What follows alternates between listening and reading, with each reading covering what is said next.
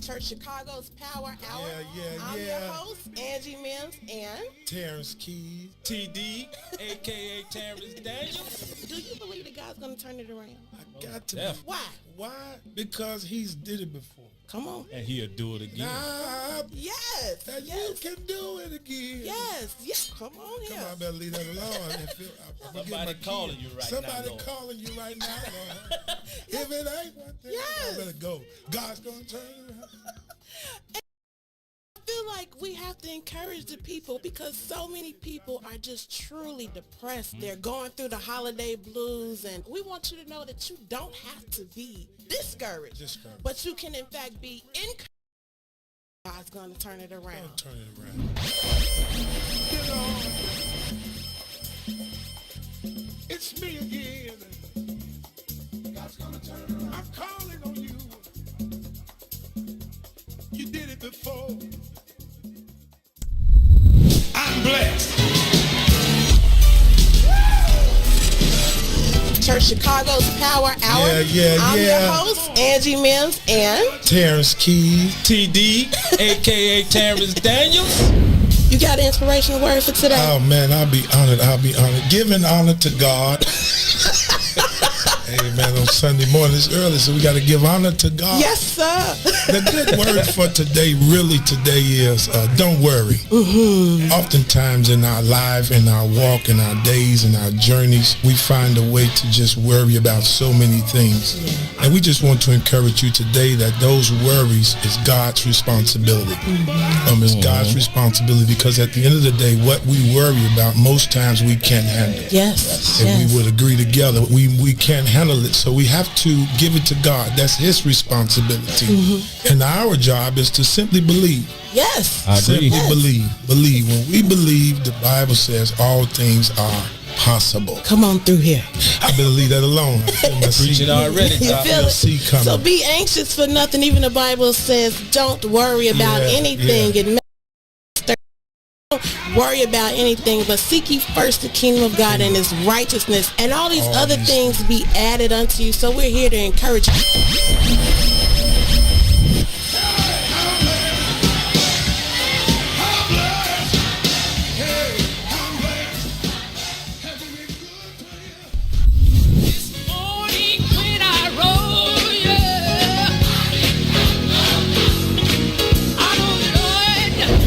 Chicago's Power Hour. I'm your host, Angie, Mims, and Terrance Keys, TD, a.k.a. Terrance Daniels. I wish I had one witness in the house. You got one. You got a couple of them. Got two T's. Give me a testimony. Oh, Lord. He's did it before. Oh, Lord. I got one. Something better. I got 5 reasons. 5 reasons. Oh, Lord. He turned it around. Turn it around. He woke me up this morning. Oh. Don't do this. Go number ahead. 4. He woke me up this morning. Come on, number 3. Come. He woke me up. Oh, Lord. He woke you up. That thing can touch you. One of them 5s will get you. What's the second one? He woke me up this morning. Yes, sir. Oh, my God. And the number 1 reason. Number 1. Final answer. He woke me up this morning. He woke me up this morning. That's a testimony. That's a testimony.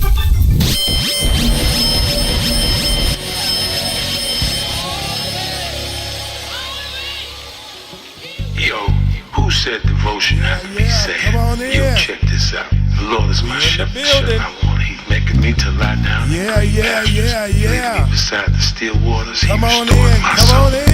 God's gonna turn it around. He's gonna do it. Come all the way with me. Good morning. Happy Sunday morning. From Church Chicago's Power Hour, we are here. It's another day's journey, and I'm so glad about it. I am Pastor Terrance Keys, and to my right is Terrance Daniels, a.k.a. And we just here to say, don't nobody want to hear him. Come on, wake on up. Yes, wake on up. Come on. Wake on up. Wake on up. To our third partner in this, Miss Angie Mims. She's here with us, but she's not here physically, so we say good morning to Angie. From the grave back to glory. Come on, y'all. Jack, what's up, man? Miss Cran. Hey, Mama Stubbs, come on in. Y'all share it. Diane. Miss Lang, how you doing?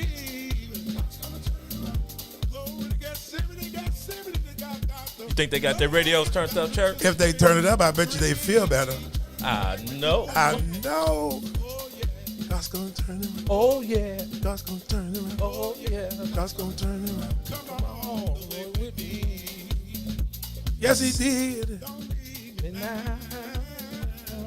First Lady Skinner, God bless you. God bless you. God bless you. That's my auntie. Tell my uncle I said God's gonna turn it around. Good morning. Yeah. Miss Johnson. Hey, Ron. Howard. Come on. Wake on up. Wake on up. Wake on up. Wake on up. Wake on up.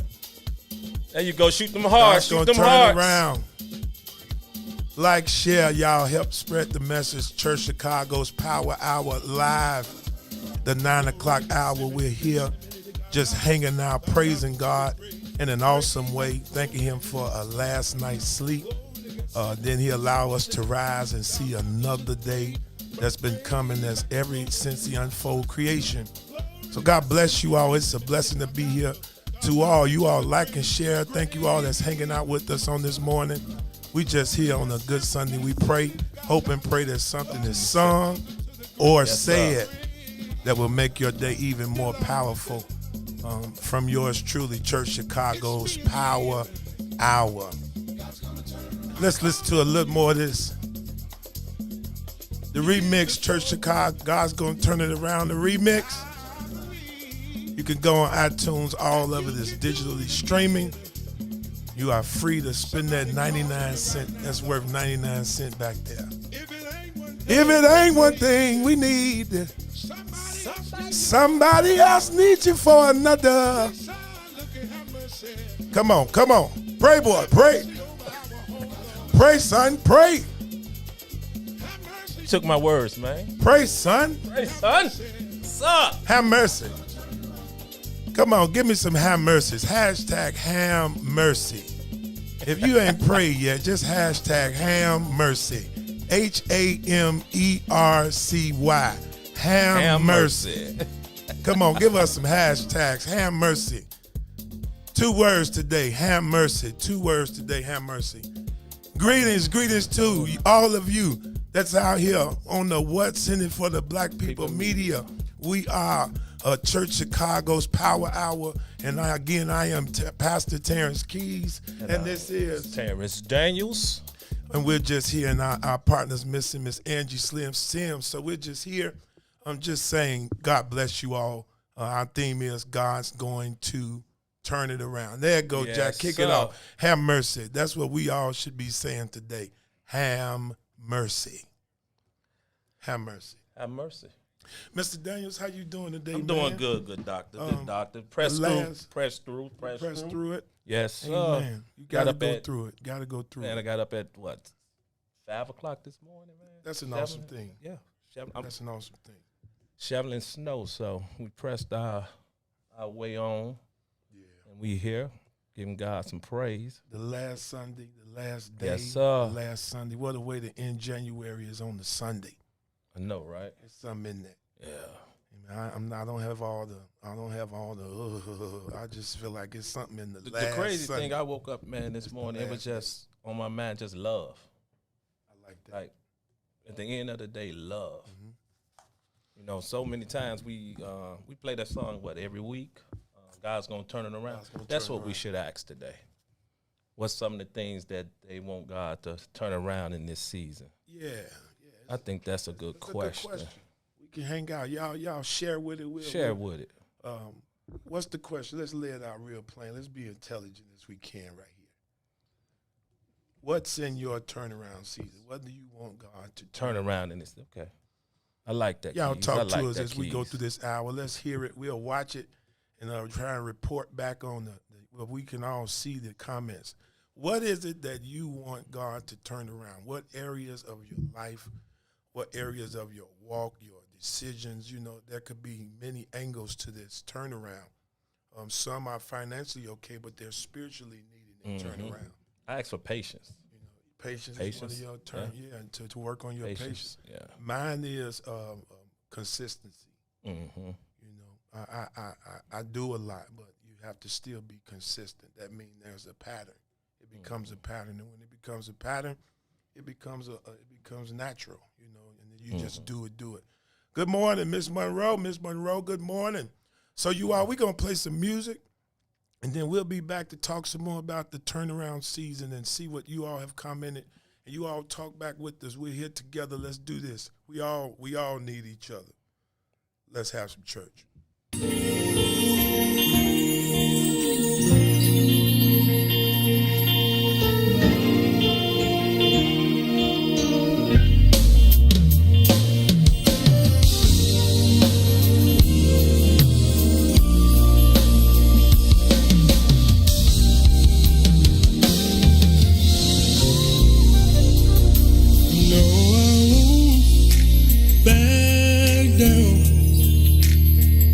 Until I reach the higher ground, we will fight till the end, 'cause we win, and He is our friend. No, I won't back down until I reach the higher ground. Till the end, 'cause we win, and He is our friend. We win, we win, don't give up, 'cause we win, stand strong, we win.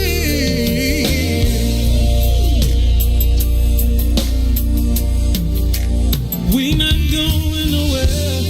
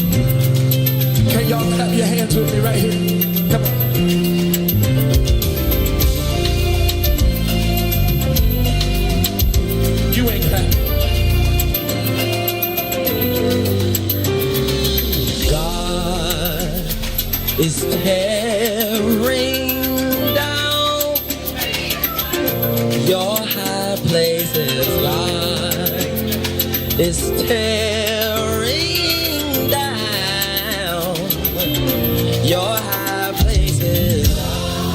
Tearing down.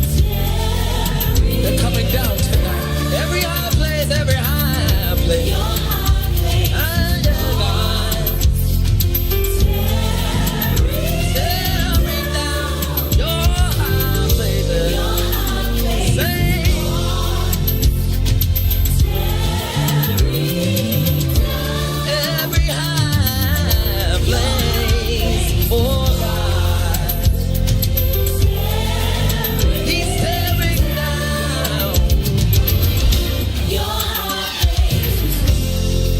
God before us,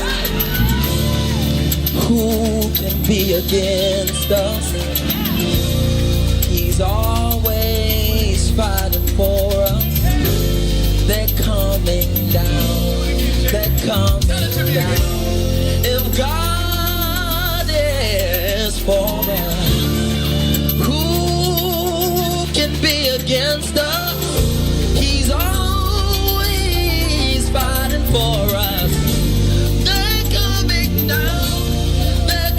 down, say, who can stand up? He's always, we hope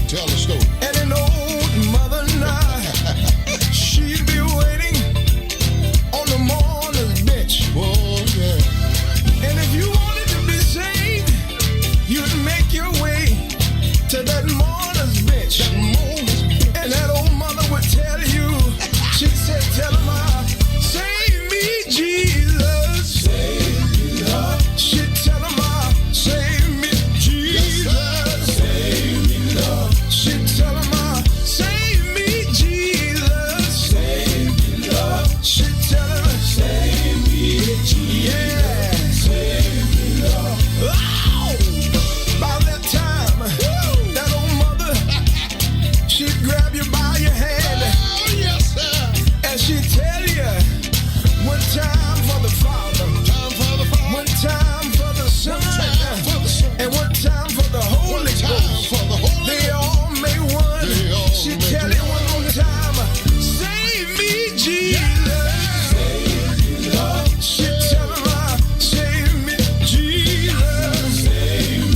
Sound like church to me. Save me, Jesus. She'd tell her, save me, Jesus. Can I get a witness? Is there anybody here that can remember those times on that old morning bench when that old mother, she would have helped you find your way to Jesus.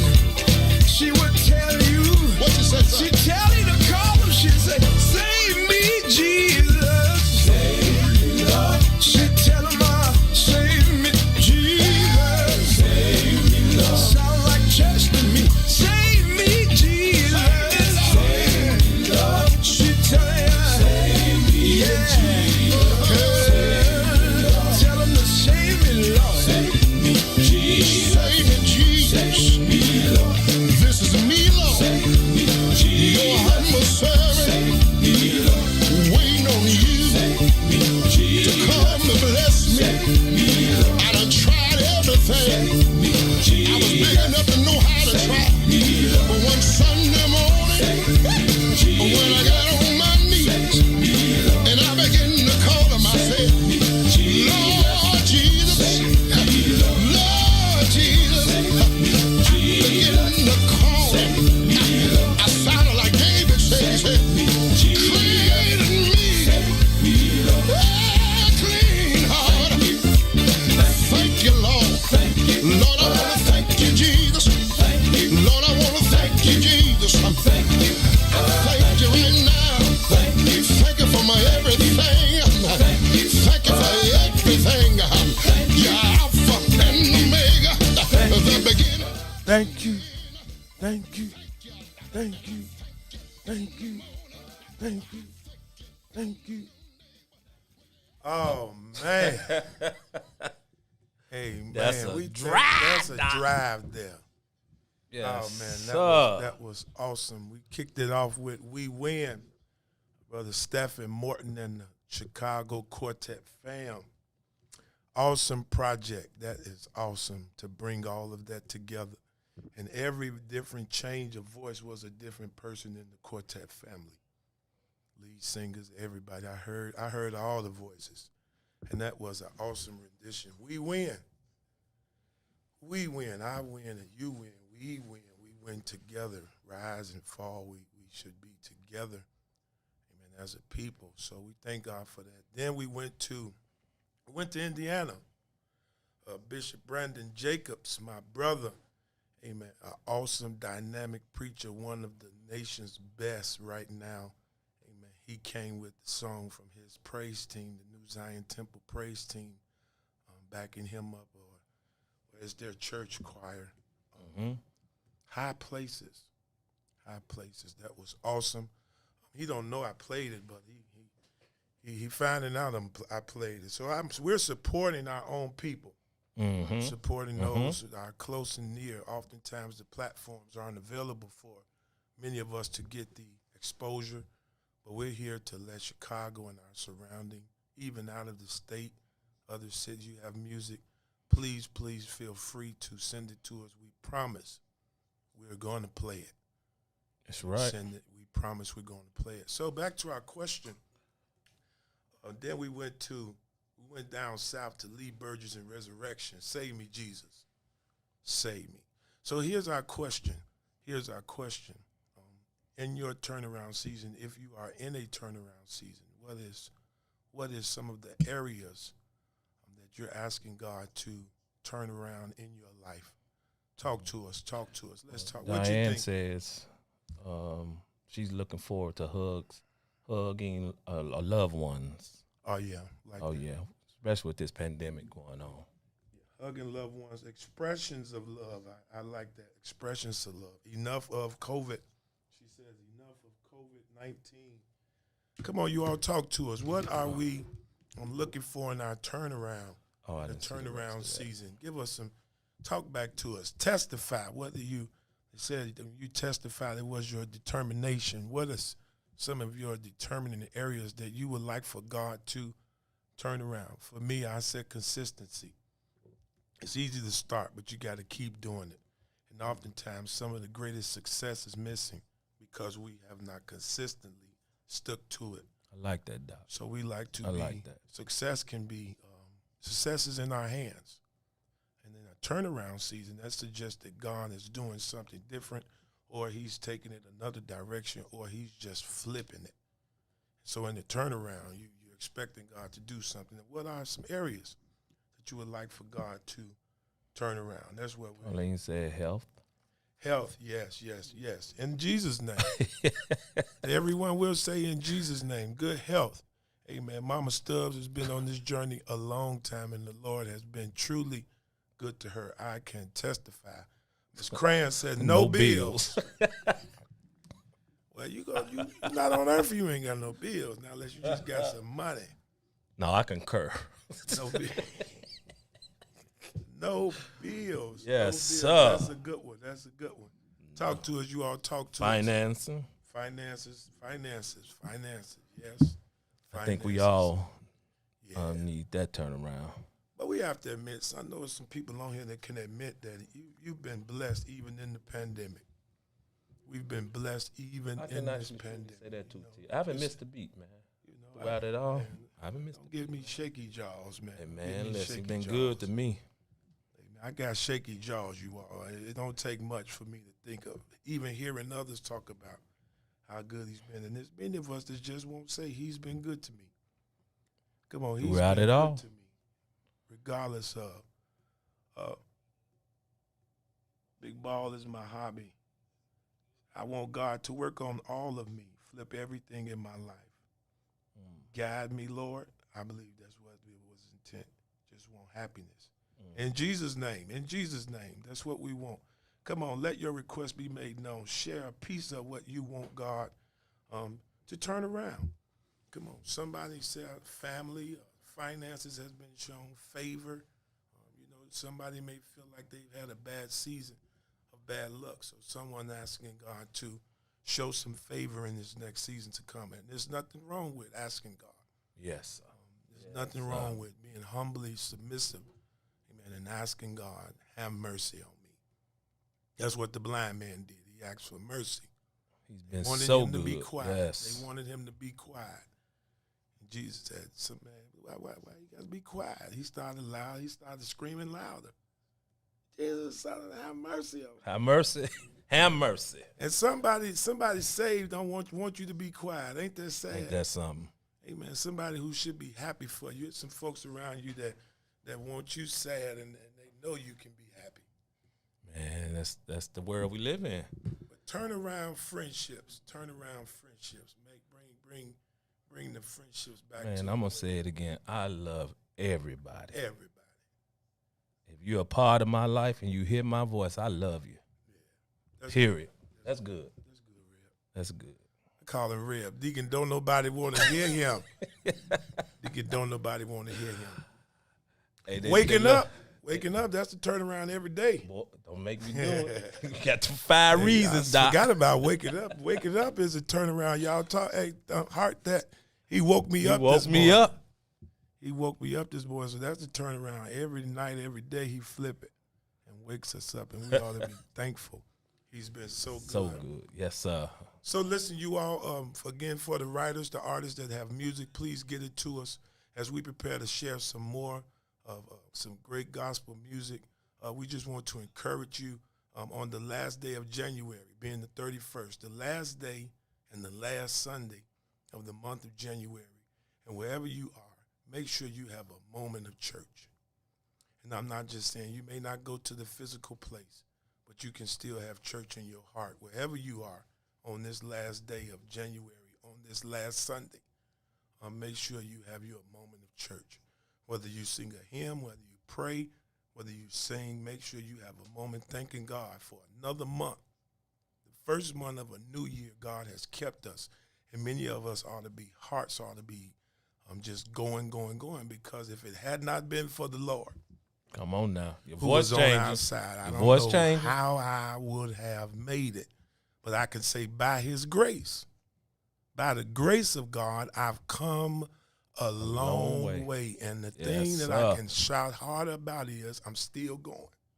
Yes, sir. I'm still coming. And we just want to tell you all, be encouraged. Don't let nobody fool you. God is still able. If it didn't work in January, that has nothing to do with tomorrow. Man, watch it. That has nothing to do with tomorrow. You ain't got to worry about tomorrow. He says, if I can feed the lilies of the field, everybody get there. What are we worried about? Even in a time like this, we've cried, we've laughed, we've did all the leaves, man. But at the end of the day, man, my cheeks is shaking. Man, come on, church. Because we have to pause and tell God thank you. Yes, sir. We have to pause and give him a moment. We give everything enough minutes and moments of our life, and God is saying, what about me? And sometimes just pausing, even on an abnormal moment, and say, God, I thank you. He'll bless your life, man. Yes, sir. He'll bless you. He'll bless you as if you won't, but you will not believe the blessings if you pause sometime and tell the Lord thank you, because thank you makes room for more. Yes, sir. Somebody will give you some more if you say thank you.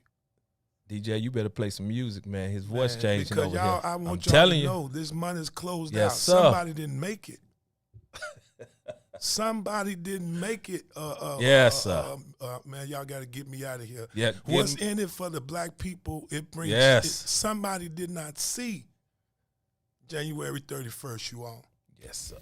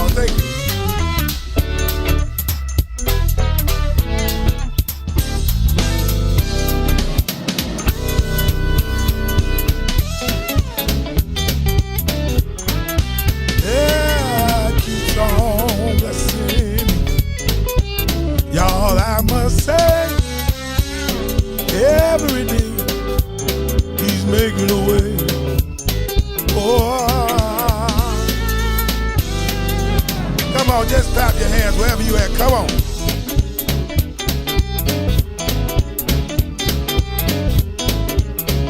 Come on, wherever you at, come on. You might not get a chance to clap your hands today, but come on and clap your hands. Come on.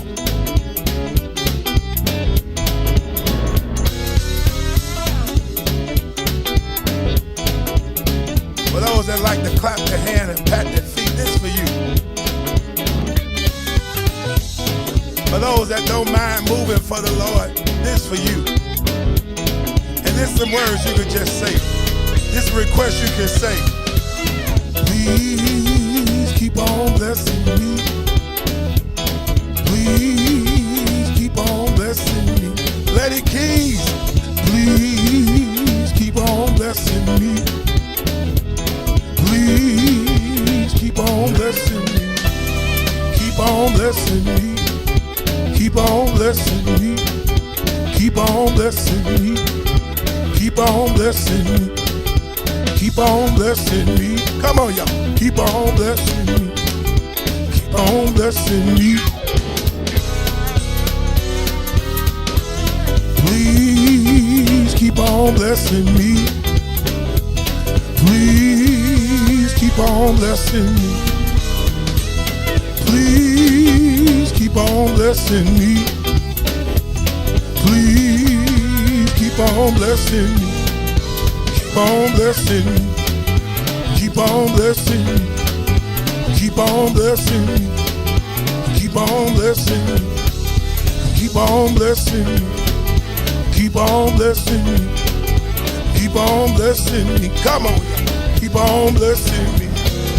Keep on blessing me. Keep on blessing me. Keep on blessing me. Keep on blessing me. For the off clappers.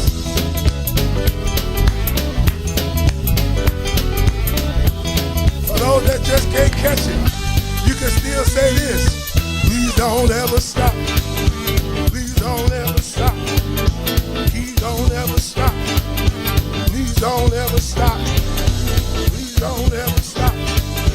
Please don't ever stop. Please don't ever stop. Please don't ever stop. Don't stop. Don't stop. Don't stop. Don't stop. Don't stop. Don't stop. Don't stop. Please don't ever. Please don't ever. Please don't ever. Please don't ever. Please don't ever. Please don't ever. Please don't ever. Please, please, please, please, please don't ever stop.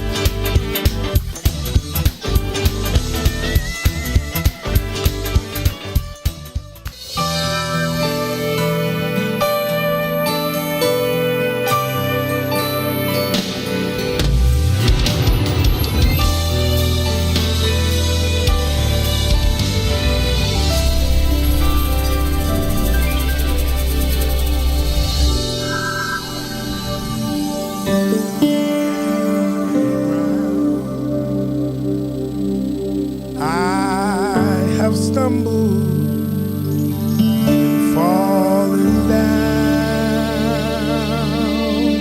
I've been lonely and talked about.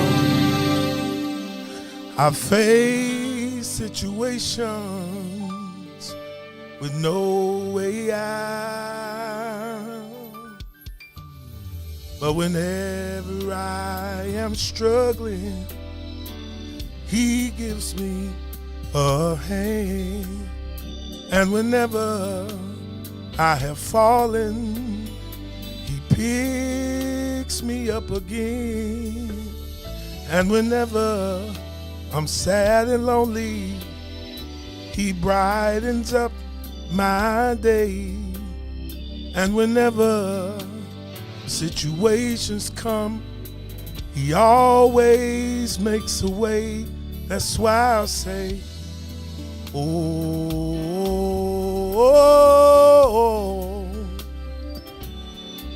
that lets me know that He cares for me. That's why I say, oh,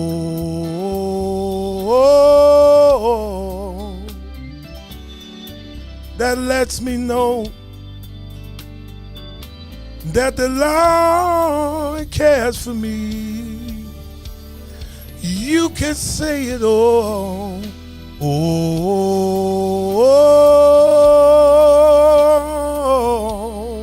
he cares. You ought to be able to say it for me. That's why I'll say, oh,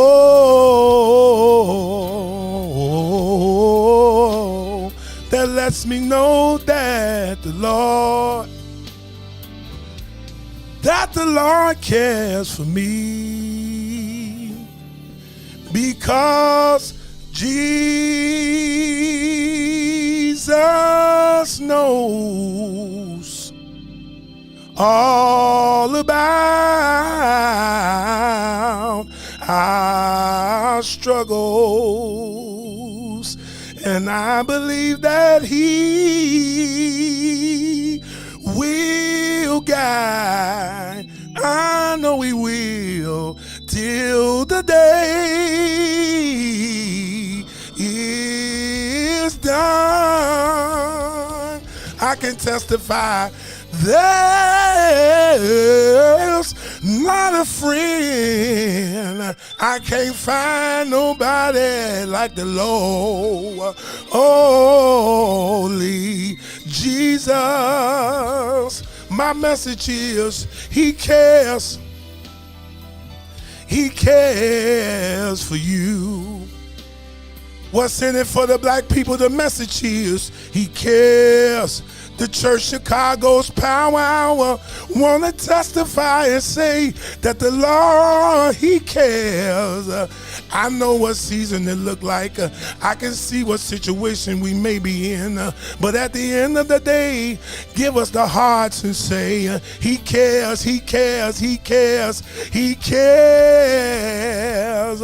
Look back over your life.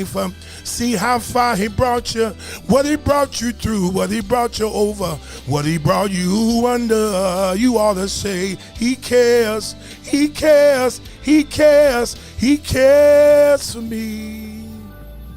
Listen, so whenever I'm struggling, he gives me a hand. And whenever I have fallen, he picks me up again. And whenever I'm sad and lonely, he brightens up my day. Family, and whenever situations come, he got a way of making a way. He got a way of making a way. He got a way of making a way. He got ways in making ways. He's able to do exceedingly abundantly above all we could ask or think. So our message is, at the end of the day, everything we can say, oh, that lets us know he cares for me. He cares for you. You. You like it? You. He cares, you all. We didn't even know we was working today, but thank God we know how to work in the Lord. You're a bad man. Oh, man, pray for me, man. You're a bad man. Glad you're on my team, Doc. I'm glad you're on my team. He cares, you all. He cares. At the end of the day. That's my line, too. We got to, we got to do that. At the end of the day? Got to stamp it, church. Oh. At the end of the day. At the end of the day. For little old me.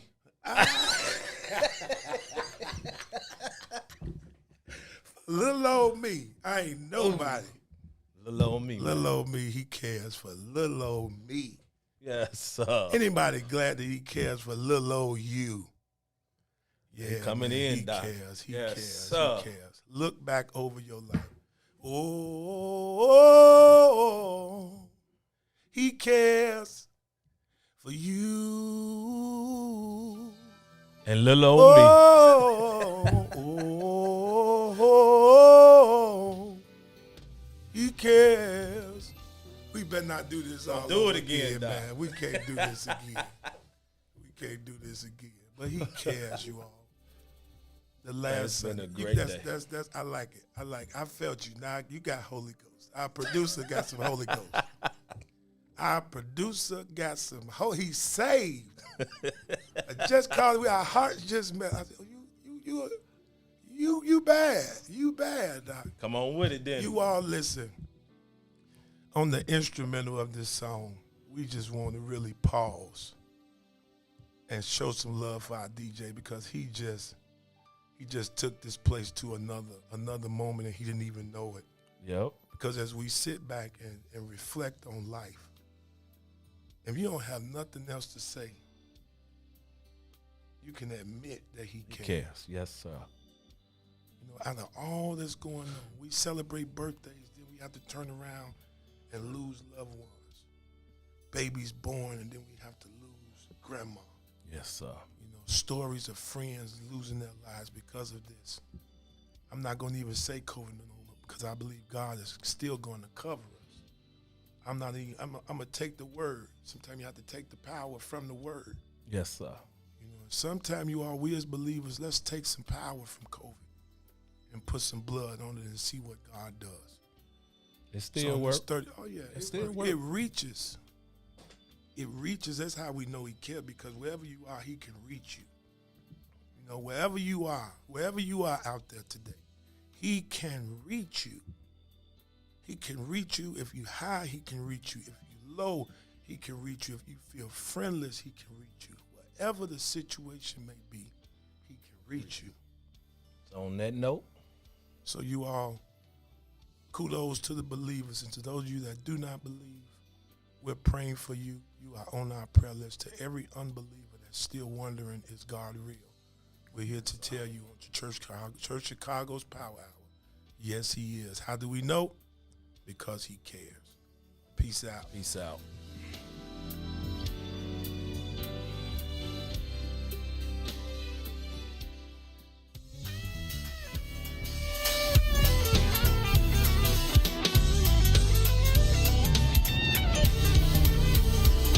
I'm so glad that the Lord, he keeps on blessing. Y'all, I must say, every day, he's making a way. Ooh, keep on blessing me. Blessed in the city, blessed in the field, even when you come and go.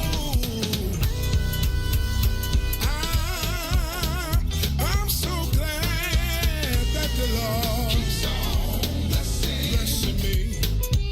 Y'all, I must say, in spite of, he just keep on.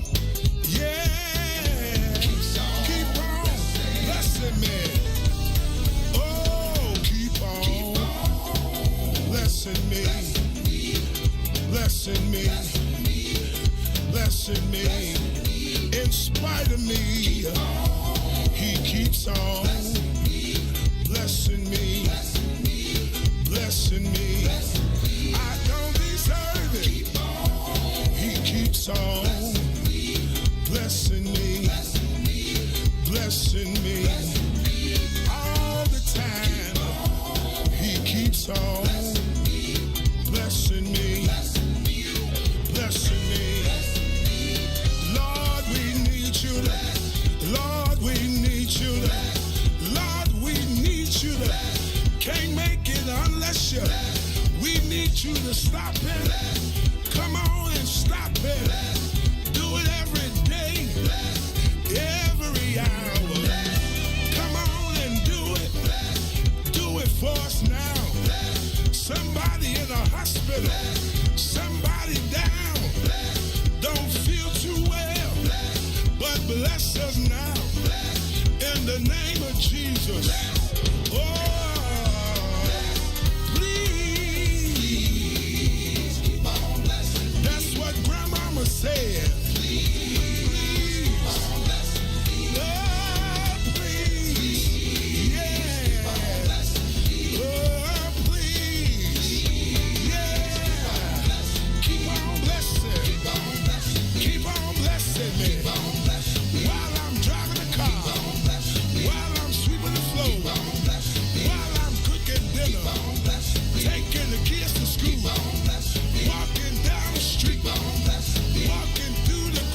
store. Keep on blessing me. Anywhere that I stand. Anywhere that I stand. Keep on blessing me. In the name of Jesus, thou son of David. Keep on blessing me. Have mercy, oh God. Please don't ever stop. Please don't ever stop.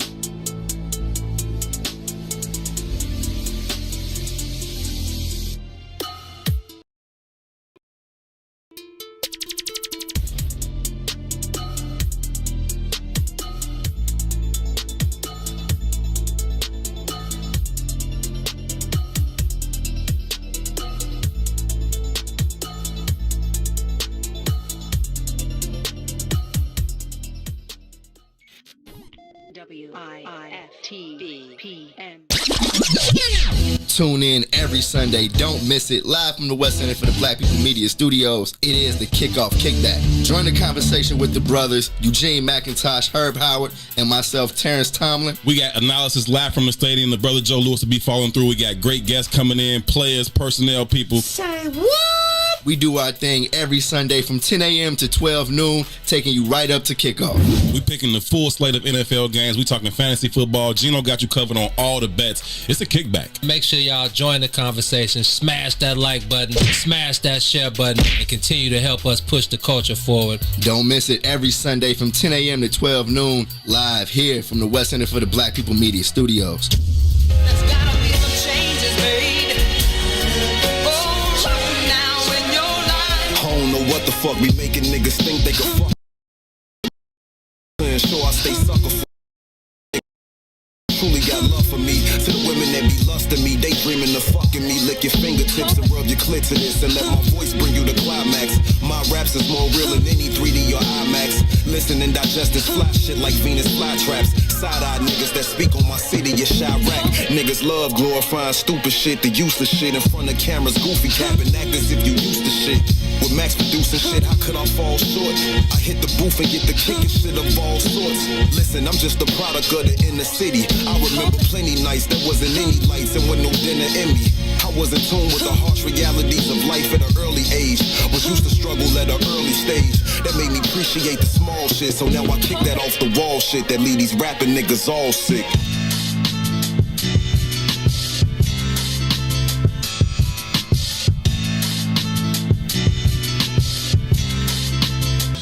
They say jealousy and envy get you nowhere, so I'd rather not go there. These niggas panic when I touch mics, I'm Rudy Gobert. I ain't the type to talk jazzy while hiding behind the screen naming Abby. You pushing buttons or trying to get at me, huh? I'm John Wick with the shit, I'm killing everything. While bitches sleeping on me, I'm setting fire to bed frames. Replacing alarm clocks with time bombs to bomb spots. This onslaught's for certain, these other niggas is long shots. Dousing your mattress in gasoline. It's asinine to try to find a rapper that rappers mean. I haven't seen a rap nigga that worry me yet. So far ahead of my time, I got fans that ain't heard of me yet. I'm not the nigga you should step to disrespectful. If I address you, won't be no rescue. They gon' have to dress you in a black suit and some dress shoes. Unless you suicidal or glutton for punishment, I'll never choose to rival the motherfuckers I'm running with.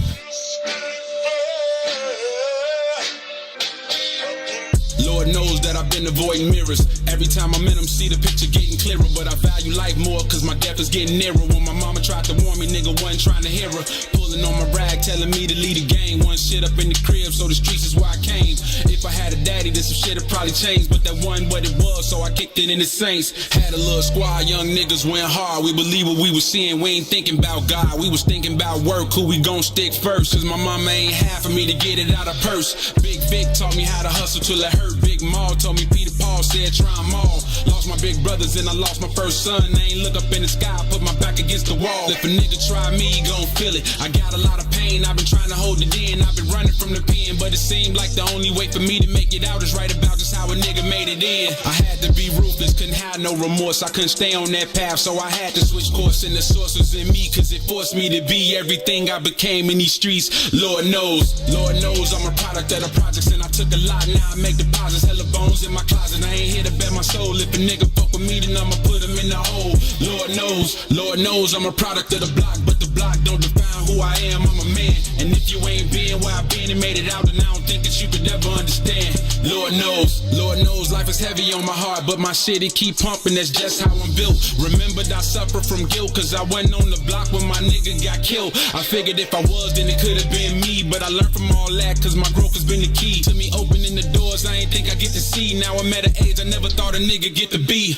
I'm an OG, best believe I earned stripes. Did enough dirt, some could've cost a nigga life. Now I'm living like a square with the kids and the wife. I don't disrespect my blessings, cause I never think twice. But niggas better know I keep one up in the pipe, but I ain't talking about the label. Started out trapping, now I get to say grace. Either way, I ain't gotta save face, cause I still found my place at the table. Lord knows I'm a product of the projects, and I took a lot, now I make deposits. Hella bones in my closet, I ain't here to bet my soul. If a nigga fuck with me, then I'ma put him in the hole. Lord knows I'm a product of the block, but the block don't define who I am. I'm a man, and if you ain't been where I've been and made it out, then I don't think that you could ever understand. Lord knows.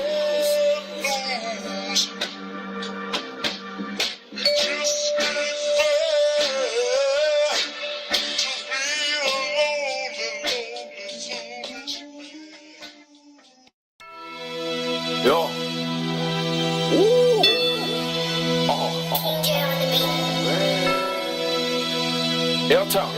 Bitch.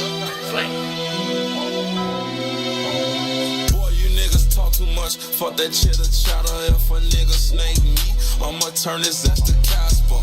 You been trapping all your life, still broke, you hustling backwards. If my bitch give you eye contact, then you can have her. Turn her to my old hoe, so I'll be looking past her. Don't mind me, I just keep it church like a pastor.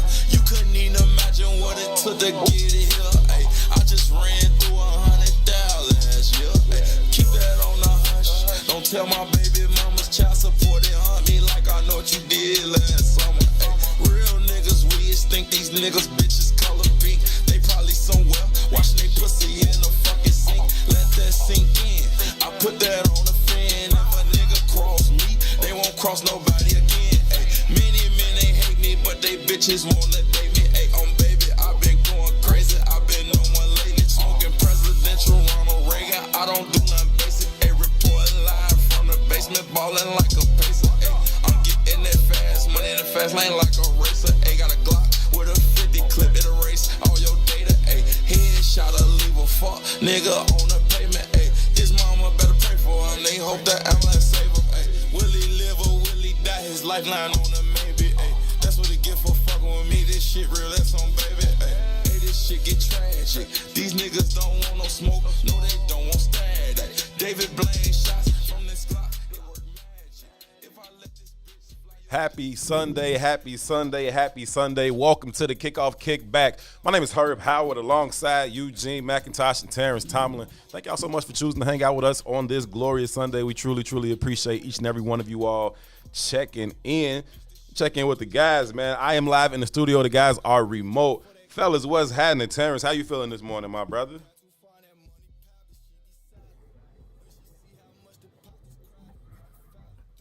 I think you might be muted, T. Excuse me. I'm back, man. Herb, I You was good? just saying, man, I'm happy you was able to brave the snow and at least one of us getting to the studio, man. I tried. The hundreds ain't letting nobody move, man. I couldn't get past go this morning. Man, my brother, I completely understand. I was stuck in the Man, I alley can't hear behind my nothing, crib. man. Huh? You don't got us on the sound, G? No, I don't think Gino can hear us. We'll get that worked out. But yeah, T, T, you can hear me? I can hear you all good. Yeah. I was stuck in the alley behind my house, man, for a minute. I couldn't get out either. And finally I was able to get out, but I had to get to the studio this morning by at least like 7:30 so we can get ready for I Do, I Did, I Don't with Latasha. And so I was able to get up here and shout out to DJ, man. DJ is doing all the hard work in the production studio. He had just as much of a hard time getting here as I did, but we made it in here and here we are, man. So it's all good. Get up here and Yes, sir, man. That's what's important, man. But other than that, man, I'm feeling good, man. Ready to talk sports, ready to talk whatever you want to talk about. I know it's no football game today, but I'm ready. Yeah. Gino, I know you can. Gino can't hear us. Yeah. Okay, that's what we're gonna do. Okay, I'm gonna pop G off the screen and mute him for a minute, and then he'll pop back in, and hopefully he can hear us. But yeah, T.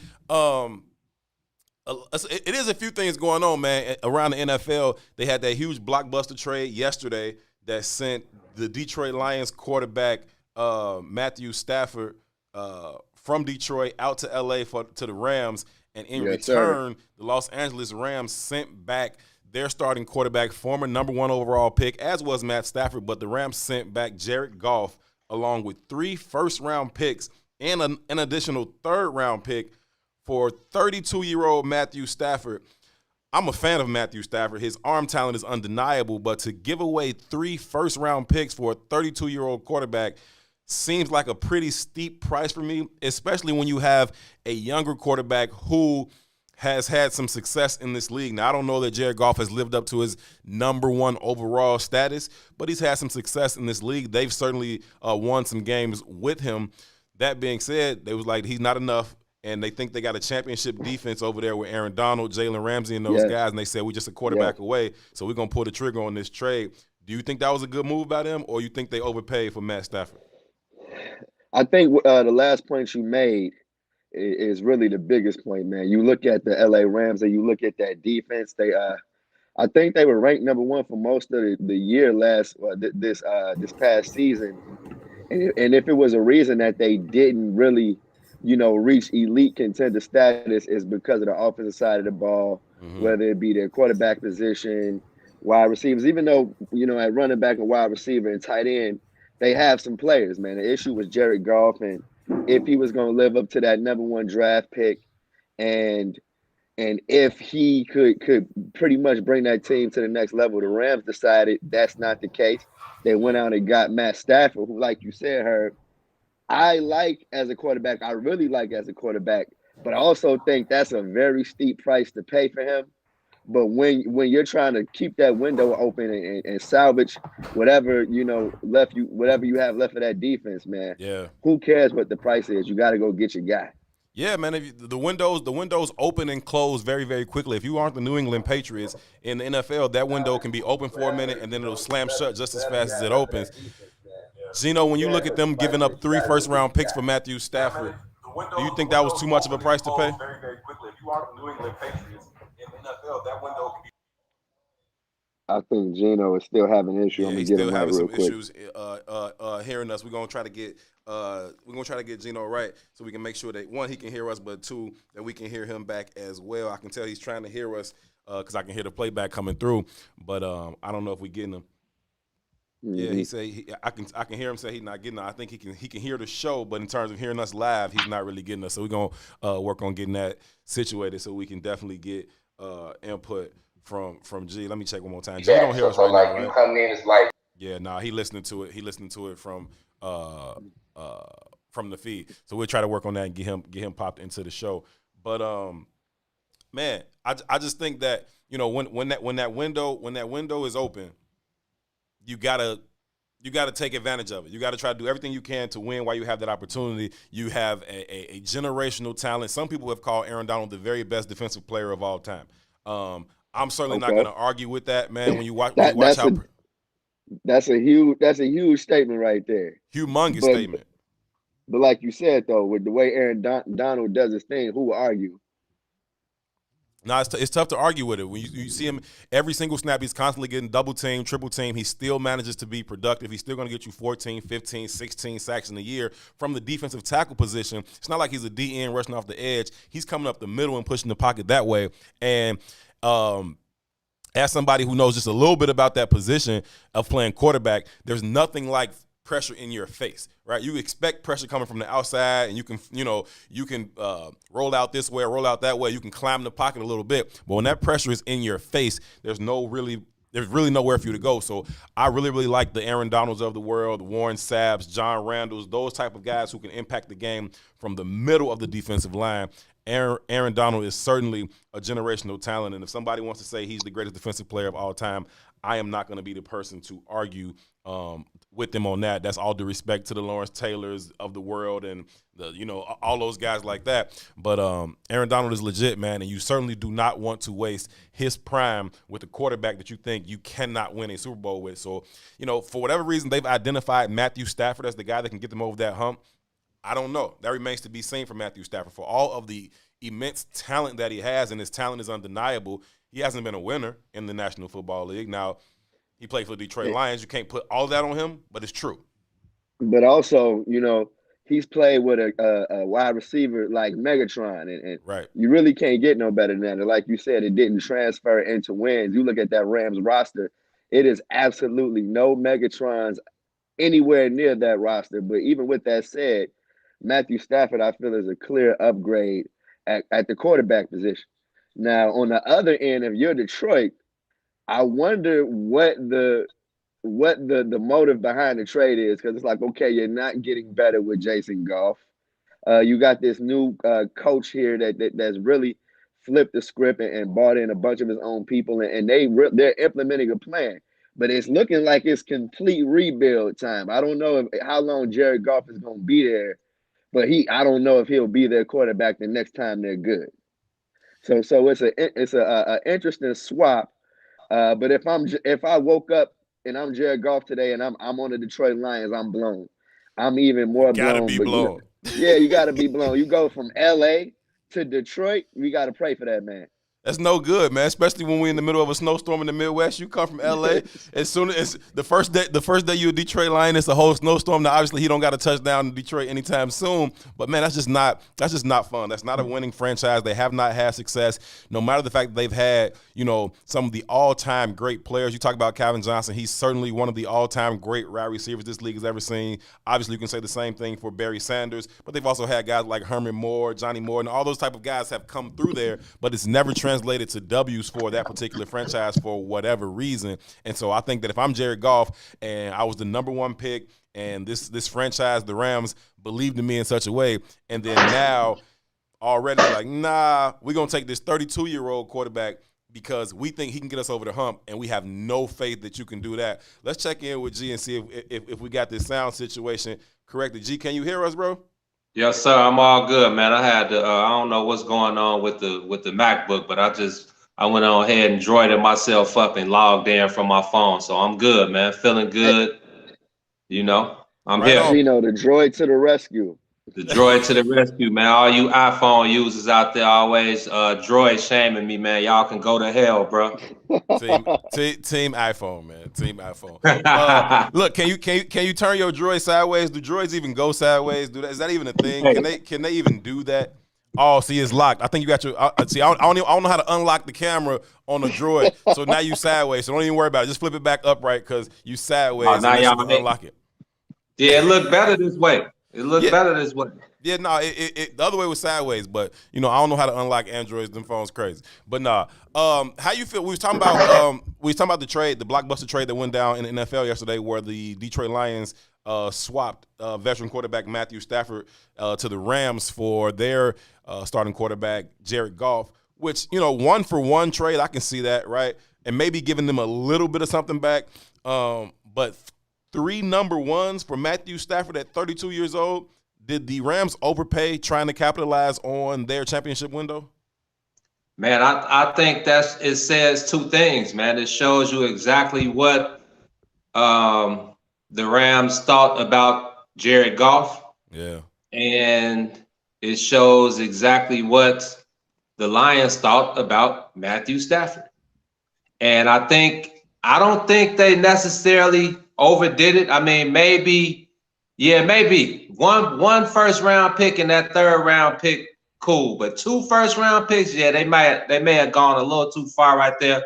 But I mean, it just goes to show you that about these defenses, man, and these defensive windows.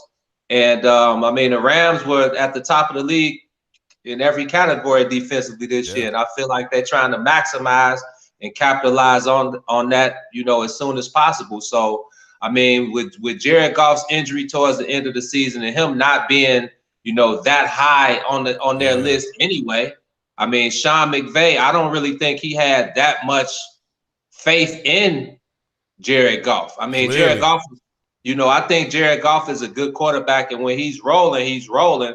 But we've seen, like, he was an interception machine. Yeah. And I feel like as far as Matthew Stafford, yeah, he is 32 years old, but Tom Brady, and I'm not comparing him to Tom Brady or Drew Brees or any of those other guys, but Tom Brady's 42. Drew Brees played great football close to his 40s. I mean, we've seen this time and time before. So, I mean, Matthew Stafford the Detroit Lions suck. I mean, it's been like damn near 30 years since the last time they won a playoff game. So that's real. I mean, we haven't been able to see, Matthew Stafford's greatness elevated with, the play around him as a team. But we know damn good and damn well that individually Matthew Stafford is one of the best quarterbacks in the league. So they're just trying to capitalize on that window ASAP. And I think it was a good move, man. I think while you got Aaron Donald, Jalen Ramsey, Leonard Floyd playing at a high level, I think you need to capitalize it. And, hey, it was a good move, man. It was a good move to me. That makes sense to me, man. But when I see the price go up that high, it suggests to me that perhaps there were some other teams in on the bidding for the Matt Stafford trade. And so 100%. You get the Detroit Lions saying, okay, what y'all offering? Well, we got a first round pick. Oh, well, this team said they got 2 first round picks. And sometimes, you can take that with a grain of salt, but if you believe they actually do have a legitimate deal on the table, then you come back and say, okay, we got 3 first round picks. What's up?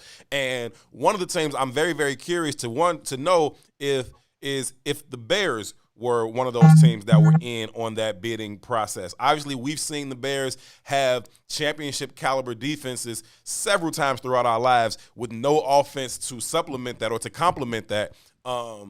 And again, I still think the Bears defense, as it's currently constructed, is still a defense that you can win a championship with if the offense is able to complement it. And so I wonder if the Bears were in on the Matt Stafford sweepstakes. Y'all think they were one of the teams that was bidding on that?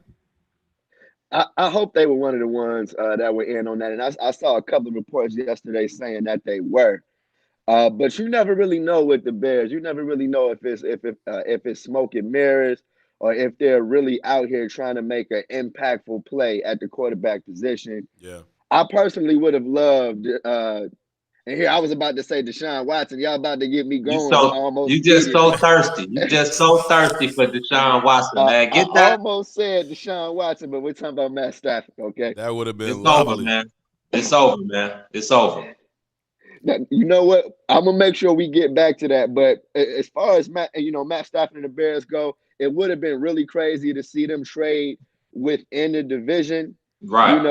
I'm not sure they wanted to see Matt Stafford 2 times a year. You know what I mean? To make them eat dirt 2 times a year, because if you look at the Bears numbers versus Jared Goff, they pretty much have really good success against them. So again, this isn't a move to make Detroit better at the moment. You know, if anything, if you're the Bears or Packers or Vikings, you're like, okay, we move up a spot because the Lions are waving a white flag before the season even Mm-hmm. starts. Mm-hmm. But I feel like the Bears, even, if a guy like Matt Stafford leaves your division, you got to capitalize on it, man. Like you said, Herb, especially with a defense that's still kind of right there at the door. The window's not completely closed It's yet. not. Mm-mm. But Gino, I'm not gonna say they want a guy like Deshaun Watson, but what about a guy like Matt Ryan? Yeah, I mean, it makes me wonder what the Bears could be thinking about that quarterback position. They can't be thinking Mitch Trubisky, Gino. Well, you see what DJ said. DJ said we got Mitch, man, so y'all need to chill. But I'm with you, T. I saw the reports yesterday, and the Bears were definitely one of the like 7 to 8 teams that were in the bidding for Matthew Stafford. But I also agree with you again with them trading within the division. I think that was like bottom of the totem pole move. And plus, again, I don't think the Bears were probably willing to give up. Like Herb said, it was probably a few other teams that were willing to bargain more. And, the Lions use that leverage. They use that leverage to get Matthew Stafford. And I feel like that's probably the best fit for him. I mean, I looked at the Rams a few times this year, and I like the way that they kind of sped that offense up, didn't really leave Jared Goff, back there to be a sitting duck. Yeah. But I also think that's what hurt Jared Goff most, because I don't think he was able to read the defenses and get rid of the ball with the quickness and the efficiency and the accuracy of a guy like Matthew Stafford, that a guy like Matthew Stafford will be able to in the scheme that Sean McVay has put together. So, I don't think the Bears, I think they were probably the last team that was on the minds of the Detroit Lions. I think if you're gonna make a trade like that where you're giving up 3 first-round picks, whatever it is you're getting back has to be the final piece to your puzzle. And so the Rams feel like Matthew Stafford is the final piece to their championship puzzle, and for them that may make some sense, right? But you look at like the Bears, when the Bears went and got Khalil Mack, they gave up 3 first-round picks. But they thought he was the final piece to their puzzle. And they won the division that year. They went to the playoffs. We know what happened with the double doink and all of that. But only if you think that player is going to be the final piece to your puzzle does that make sense. We've seen in the past where teams have kind of leveraged the whole house for a particular player when he may have been the first piece to their puzzle or the second piece, but not the last piece. That doesn't work. I remember when Mike Ditka and the New Orleans Saints leveraged their entire draft to move up and get Ricky Williams, which is fine. No disrespect to Ricky Williams, but everybody else on that team was trash. So you could have brought Jesus in if you wanted to. It wasn't going to make no difference for that Saints team. So now you didn't leverage everything you got, and you're sitting here with one football player on your team. That's not going to work. But if it's the last piece, I can see it. For the Bears, I don't think they had the capital to do it. They've given up their first round pick the last 3 drafts again for Khalil Mack in 18, 19, and 20. They lost their first round picks. And so now they're just getting another first round pick this year for the first time in 4 drafts. I don't think they were willing to, give up 3 more of those and then ultimately not have a first round pick for 6 years. That sets your franchise back quite a bit. Now, obviously, we know the Bears don't draft that well anyway, which is another question for the Detroit Lions. When you talk about them getting 3 first round picks, I don't know that I have any confidence that the Lions are going to capitalize on those 3 first-round picks anyway. In my lifetime, the only time I can remember them hitting on a first-round pick was Calvin Johnson and Ndamukong Suh. Those are the only 2 picks that I was like, yeah, they hit on those picks. They've drafted a whole bunch of wide receivers that flamed out, guys like Charles Rogers and all those guys. That didn't really work out for them. Mike Williams and those number 1 picks that they kept going after. But nonetheless, they have the picks, and they clearly saying we're going to hit the reset button. And maybe maybe Jared Goff is our guy going forward. Maybe not. But either way, we've got 3 picks to figure it out. And so I think they're looking for more, 3, 4, 5 years down the road to be able to compete. And then maybe they're saying, okay, by then, Aaron Rodgers will be out the division, and we might be primed to step up and take our place in the division if they draft well. Could make sense for them. It certainly makes sense for the Rams. We'll have to wait and see who won this trade ultimately. The Rams could find out as early as next season if they won the trade. For Detroit, it's going to take a little bit longer. You know what? I feel like you bring up an interesting point, Herb, about draft picks. And if you look at the way the Rams have basically the way they view their draft picks is interesting, bro. Their last draft pick was in 2016 when they took Jared Goff. They haven't had one since then, and it doesn't look like they're gonna have one until I think 2024. Yeah. But if you think that has affected their success on the football field, you got to think again. The only time that they didn't make the playoffs was in 2019, and they still won 9 games. Yeah. You know what I mean? So they've completely thrown the idea of a first-round pick out of the window and really went the route of we're going to build our team through trades. They got Jalen Ramsey, and now they got Matthew Stafford. They signed Leonard Floyd last offseason. Yep. Yeah. And now, honestly, if you add Matt Stafford to what they had going on, and the quarterback position for them by the end of the year, I mean, I don't know how healthy anybody was at the quarterback position for them. Yeah. Matt Stafford is a huge upgrade for them. You know what I mean? I know. Agreed. We've seen a lot of him in Detroit, and we've seen both ends of the spectrum. We've seen him be great. We've seen him be very bad.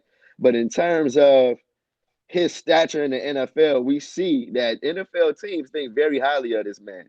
So I'm interested to see him on this stage in LA for sure. Yeah, I agree with you, man. And I think for Jared Goff, I just think this was one of those. Yeah, we can check you out, see what you got, man. But you definitely probably not, in our future. So it was one of those, man. We'll just take on the expiring contract thing. Yep. See what he's got. If he's able to surprise us and show that, a little bit of growth, maybe more than a little bit. If he, because I'm with you, Herb. The Lions, man, they just, they're one of the most. It's a tough sport, though, Gino. It's like the last time we saw Jared Goff, he was completely gutting it out to try to get those guys a playoff win. Yeah, that's left tough, it all on man. the football field, and they did enough to say thank you. They ship him to Detroit. That's tough. Yeah, it's tough. It's tough. And like you said, the week before when Buddy got hurt in the first series of the game, Goff wasn't even like this was what 2 weeks, maybe 3 weeks. He was 12 days removed from hand surgery. 12 days removed from surgery with 7 screws in his wrist. So yeah, I feel you. It's definitely, you definitely shouldn't question his heart and his will. But again, this is the National Football League. It's a "What have you done for me lately" league. That's it. The reports are out around. Everybody knows. What these guys talk to each other outside of what we know. So the Jared Goff scouting report is out there, and Sean McVay is one of the new and improved type of head Play coaches. Callers, yeah. So hey man, sorry Jared Goff, but you still got a chance. So I mean, his future's bright. Somebody needs Jared Goff. If it's not Detroit, that's cool. He'll find his leg somewhere. But I just feel like the Lions, it was like, yeah, let's just take him on, expiring contract, pay him out. If he can surprise us, cool. If not, even better. Let's move on. Because we've been huffed for the last 30 years anyway. Yeah, so what difference do it make? What's a few more years if we get 3 first-round picks for it? It makes sense for them. For Sean McVay, he's a play caller who likes to stretch the field. For the talents that Jared Goff does have, what he does not have is elite-level arm strength. And pushing the ball down the field is not necessarily his strength. He's good in those intermediate 15 to 20-yard throws.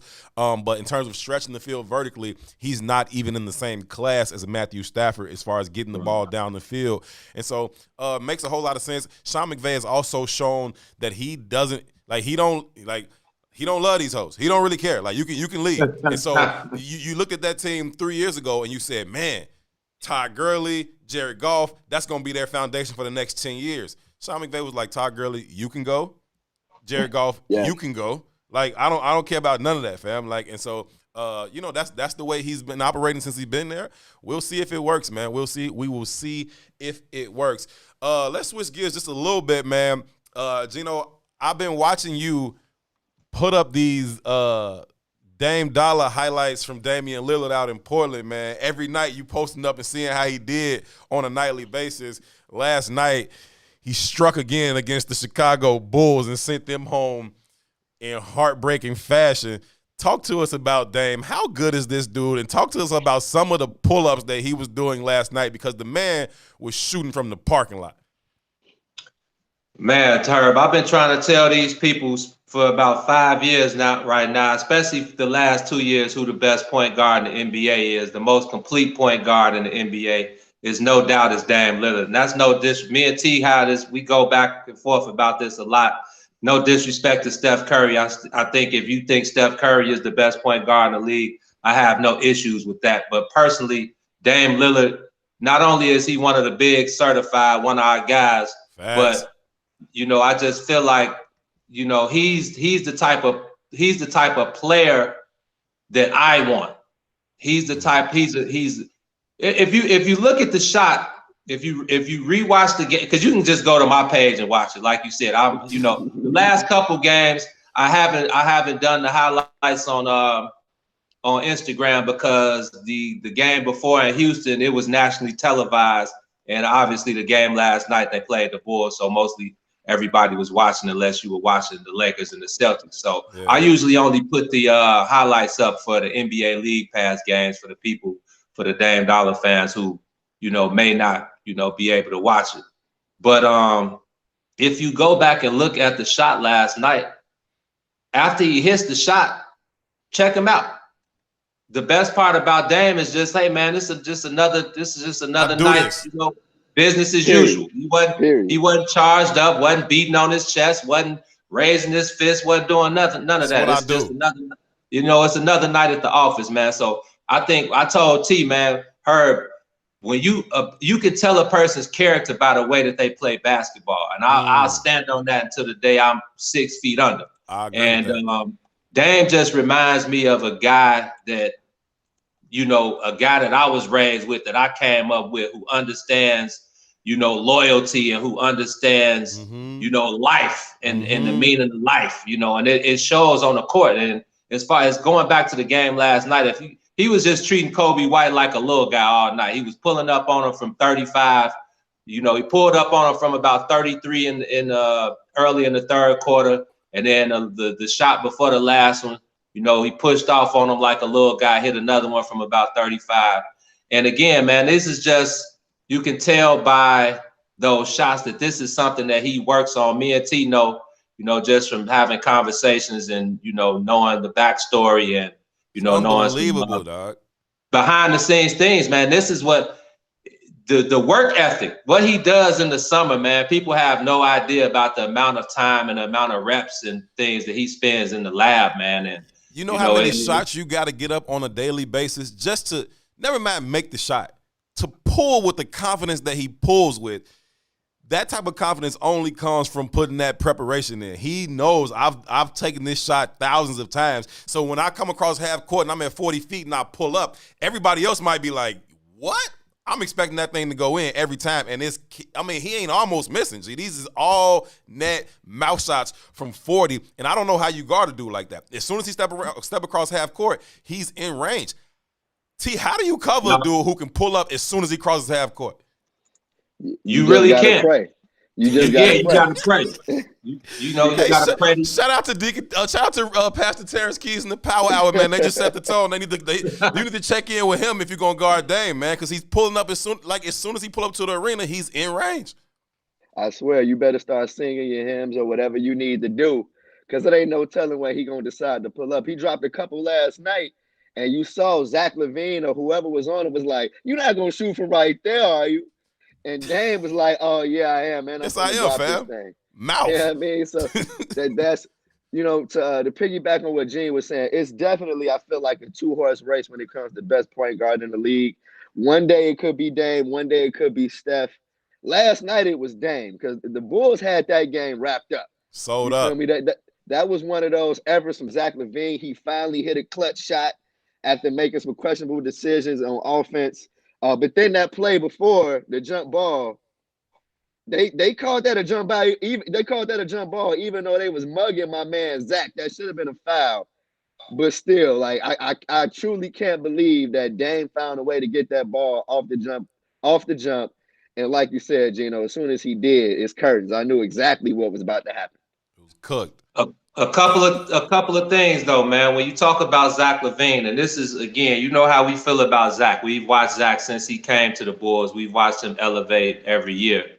But when you want to be considered with those guys. When you want to be considered elite, I mean, it's more to being elite than scoring 30 a game. And I feel like last night was a prime example of why Zach LaVine is still not one of those guys. I mean, yeah, he hit a couple threes down the stretch, and that's cool. That's clutch. But the end of the game, it's like basketball 101. This is where IQ kicks in. Number one, you're taught in high school to never catch the ball in that position in the corner of the court where you can be trapped like that. Right. Number two, you don't cover up. You don't cover up with the ball like this. You're taught to hit the ball here under your chin, elbows out, and here. You have to make them foul you, so you go to the line and hit two. Then on the other side, you got Billy Donovan, who in the post-game presser, he said, yeah, I could have called the timeout to advance the ball to half court. Absolutely. But they both said, Zach and Billy, they both said they thought it was a quick whistle for the jump ball. We all watched the same thing. It definitely was a foul, but goes back to what I'm saying at the beginning. You got to, if you're a superstar in the league, you get that call without a hesitation. That's a foul. Right. But Zach LaVine has not earned the respect around the league, with these young referees. I can't think the lady's name last night. This is like her second, I think maybe her second or third year. But if it's Kawhi Leonard or if it's Dame or if it's obviously LeBron, but AD, Giannis, all of those guys, they're getting that call, but they're also not going to cover the ball up like that. They're going to get their hands up. They're going to make sure that they're fouled, and it's an obvious foul. But then going back to Dame, Terry Stott said something interesting as well. Gary Trent Jr., you heard Gary Trent Jr., he was like, man, when it went up, I knew it was going there. And they was like, well, how'd you know? He said, man, it's Damian Lillard. What you mean? You know what I'm saying? And then Terry Stotts was like, hey, man, this is a guy who never quits no matter how far we're down. We can be down 9 with 5 seconds left, and I take this guy out the game, and he's fuming. He's hot because he still thinks that there's a chance that he can do something spectacular to bring us back. And he always wrong. Yeah, And Dame said the same thing in the post game. He said, man, that's part of my job as a leader of the team. And he's like, especially, without CJ McCollum and Yusef Nurkic in the lineup, right. I have a lot more responsibility to get the job done. He's like, it's about managing the game more. It's about trusting Gary Trent Jr. and Anthony Simons and allowing them to grow by sacrificing. And he showed that last night. But when it came down to the crunch, it's this video game Dame for the win. And like he said, a lot of times, man, he's put in those positions, and most of the time he fails because that's just the nature of the game. But he was like, last night, he just so happened to hit the shot, and it was just, business as usual for him.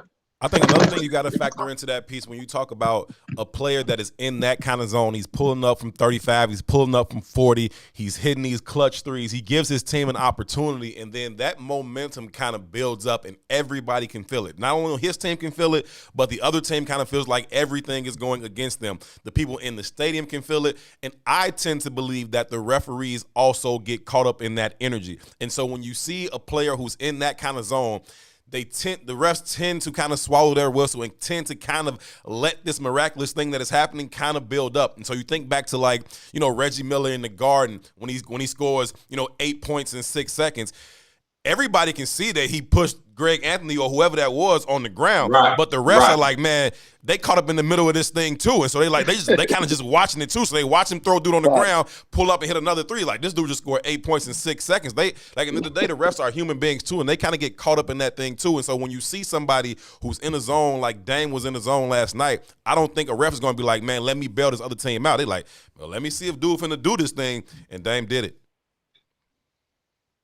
Yeah, man. No, and then go ahead. Think about, but then again, I'll break it down to we got to watch the game again. We got to continue to look over these plays and look at the little things that could have won a basketball game. So when you talk about the jump ball, I mean, there's no way that Zach LaVine should have let Gary Trent Jr. win that jump ball. But I think that's just a case of fundamentals. Zach LaVine, how many jump balls has Zach LaVine gone for? I'm pretty sure not many.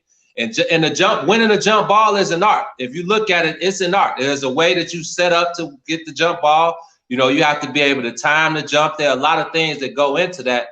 And Gary Trent Jr. said somebody mentioned to him, be ready, because how athletic Zach LaVine is. He's gonna be ready to jump, but it's all about the timing and the skill. And when he got the jump and the ball got tipped out, because I'm watching it now, and Lauri marking it, when the ball was on the ground, Lauri could have dove on the ball. He could have dove on the ball. Whether he gets it and they get a tie up, I mean, you're still up 2 points. If they call a foul, you still up 2 points. Dame has to go to the line. Yeah, he shoots 95% from the line. But you make him make the two. You tie the game up, and you still got time to let Zach LaVine come down to end the game. So a lot of basketball 101 down the stretch that I feel like the Bulls kind of, this is the reason why they're still only one game above than they were last year. It's the little things that get you the victories at the end of the game. And it's at this point, man, people talk about growing and stuff, and it's like, man, how many times are we gonna keep using this? Man, it's a young team, they still gotta grow. Those are excuses, man. Like those are excuses. These things are continuing to happen over and over again. And T, one more thing that I'm gonna point out that a lot of people don't get, and I was talking to Ken Rock about that this morning. Zach LaVine is the first Bull since 2000, 21 years, bro, to have at least 6 turnovers in 3 straight games. How about that stat? And now it might not sound like much, but how big of a no that is for the best player on your team. Turnovers have been the thorn in the Bulls' side all season. But, Gino, you hit the nail on the head as far as that last play goes. I'm looking at it right now on your page. And first of all, Zach completely whiffed on the tip, didn't get a single piece of the ball. Then both Gary Trent and Lauri Markkanen decided not to dive on the ball and cause another tie-up, which really probably would have ended the game. Yep. Yeah, I mean, you see 2 Blazers right there around the ball, lower than any Bulls player. Then, of course, it's Dame Lillard, their best player, gets the ball. Lauri Markkanen is in his face, is in his grill, but it's Dame Lillard. You feel me? So I think in that instance, man, and Gino, even though I feel you're right, I definitely feel like it's another instance where this is a clear sign that this is inexperience. You know what I mean? That last play showed the Bulls' inexperience and their lack of ability to understand what it takes to win. It's like, y'all got 4 more seconds. Just get your hand on the ball. You feel me? Get your hand on the ball some kind of way. They failed to do it, and the dagger after that. So, Gino, I'm not as go ahead. But do we call Lauri Markkanen not diving on the ball inexperienced, or is that just him being soft? The label that the thing he's been labeled with for since we've known him. I feel like that's him being soft. And you know how I feel? I feel like Lauri Markkanen has shown that he's more RoboCop than an NBA athlete, more than not. And it's tough because I feel like Lauri had the best game out of anybody. He did. Up until that last possession. Yeah, what he had, 31, 33 points. I think he had 6 30. He didn't have as many rebounds as I wanted him to have, but I think you're right. Like that was Lauri. It's not like Lauri usually gives up his body and would make that play. That was Lauri Markkanen. You know what I mean? Yeah. But here's where the difference is, I think that Billy Donovan is showing Lauri that tape, like, bro, you got to get on the ground. You know what I mean? Like don't ever let that happen again where you don't get your ass on the ground, Lauri. Okay? Yeah, it should be a lot of learning, tape from just the last couple minutes of that game last night where they had opportunities to go ahead and seal it. I think that's the last thing that the young teams learn is how to close, though, right? So you can talk about being able to compete, talk about being in the game, but learning how to close is something that's different for a lot of teams. I was watching a college game yesterday, Texas Tech, who's like number 10 in the nation. They were at LSU, and LSU had them boys beat. Like LSU was up like 4 with like 30 seconds left, and they celebrating all this, and they let them boys come back because they weren't able to make the proper plays. Like Gino was talking about, they getting trapped in the corner, right at midcourt, doing all these types of things that are absolute no-nos when you're trying to close out a game. I think there's going to be a lot of learning lessons that are available for Billy Donovan to use for the Bulls. And hopefully as they continue to grow, you see them not make these same mistakes going forward where they learn how to close out those games. Because like Gino was saying, like that's the difference between wins and losses. And you look over the course of a season, if you have 6 or 7 games that go one way or the other based off a point or two, that can affect whether or not you get in the playoffs or whether or not you are 8 seed, 7 seed, 6 seed. You look back at 6, 7 games over the course of the year. And so we'll see if they can kind of learn from those things and start to close those games out. Let's kind of take a step back a little bit and look at the big picture for the Bulls. Do they have a chance of really getting into the playoffs this year? And if they get there, can they make some noise considering the fact that they'll probably be, one of the lower half seeds? Can they beat any of the top 4 seeds in the East or at least compete? What is the outlook for them this year, or maybe are they still a year away? A year away. Man, them people cook, man. T, go ahead. I'm pulling up. I'm pulling up the official rankings. Just because I feel like maybe they do. You know what I mean? Gino, and I told you I'm completely all the way back on on my C-Red action. You feel me? So let me look at is it real first, real quick, and I'm pulling it up. Yeah, man. They right tough. now the Bulls are 7-11 in the 11th spot in the Eastern Conference. How many games out of the AC? They're 2 games out of the 8th seed, man. And look at the teams in front of us. The Magic. Stop there. Now let's stop. Just stop there. Stop there. What, T? Didn't we go through this last year? Yes. Man, they only 3 games out of the AC. And when they get to the AC, then they got to face the number 1 team in the East, man. Right.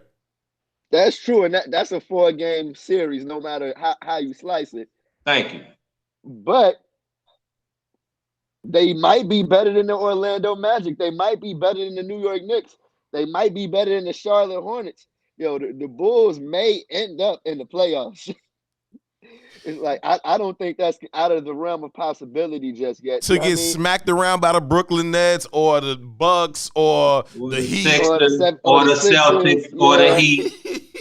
Really get smacked up by anybody, because the East is the Atlanta Hawks are the 6th seed and they're 11-8, and after that it's a drop off. So I'm not saying the Bulls are out of it just yet. It may still be too early to watch the standings, but they are right there in that group of teams that's thinking they can grab the 8th seed. And if they make it, exactly. Thank you, Ja. Thank you, Ja. And if they make it, if they make it, we're in basketball hell, bruh. That's true. That's not where you want to be with a team that needs upgrades all the way around, man. Sitting at that 15, 16 pick. Yeah, or 7 or 8, like we had the last 5 years, man. Yeah. Well, see, now it's not the same people drafting. You know what I mean? So I feel more comfortable in that 12 to 15 range than I would have a couple of years ago. But who are you? Cade Cunningham and Jalen Johnson and the guys that's top 5 or top 4 ain't gonna be 12 to 15 next year. No, we need they're not gonna be there. We need a star player, man. We need a guy who has star written on them right now, man. So who's to say we can't get a star in that 12 to 15 range? It ain't happening.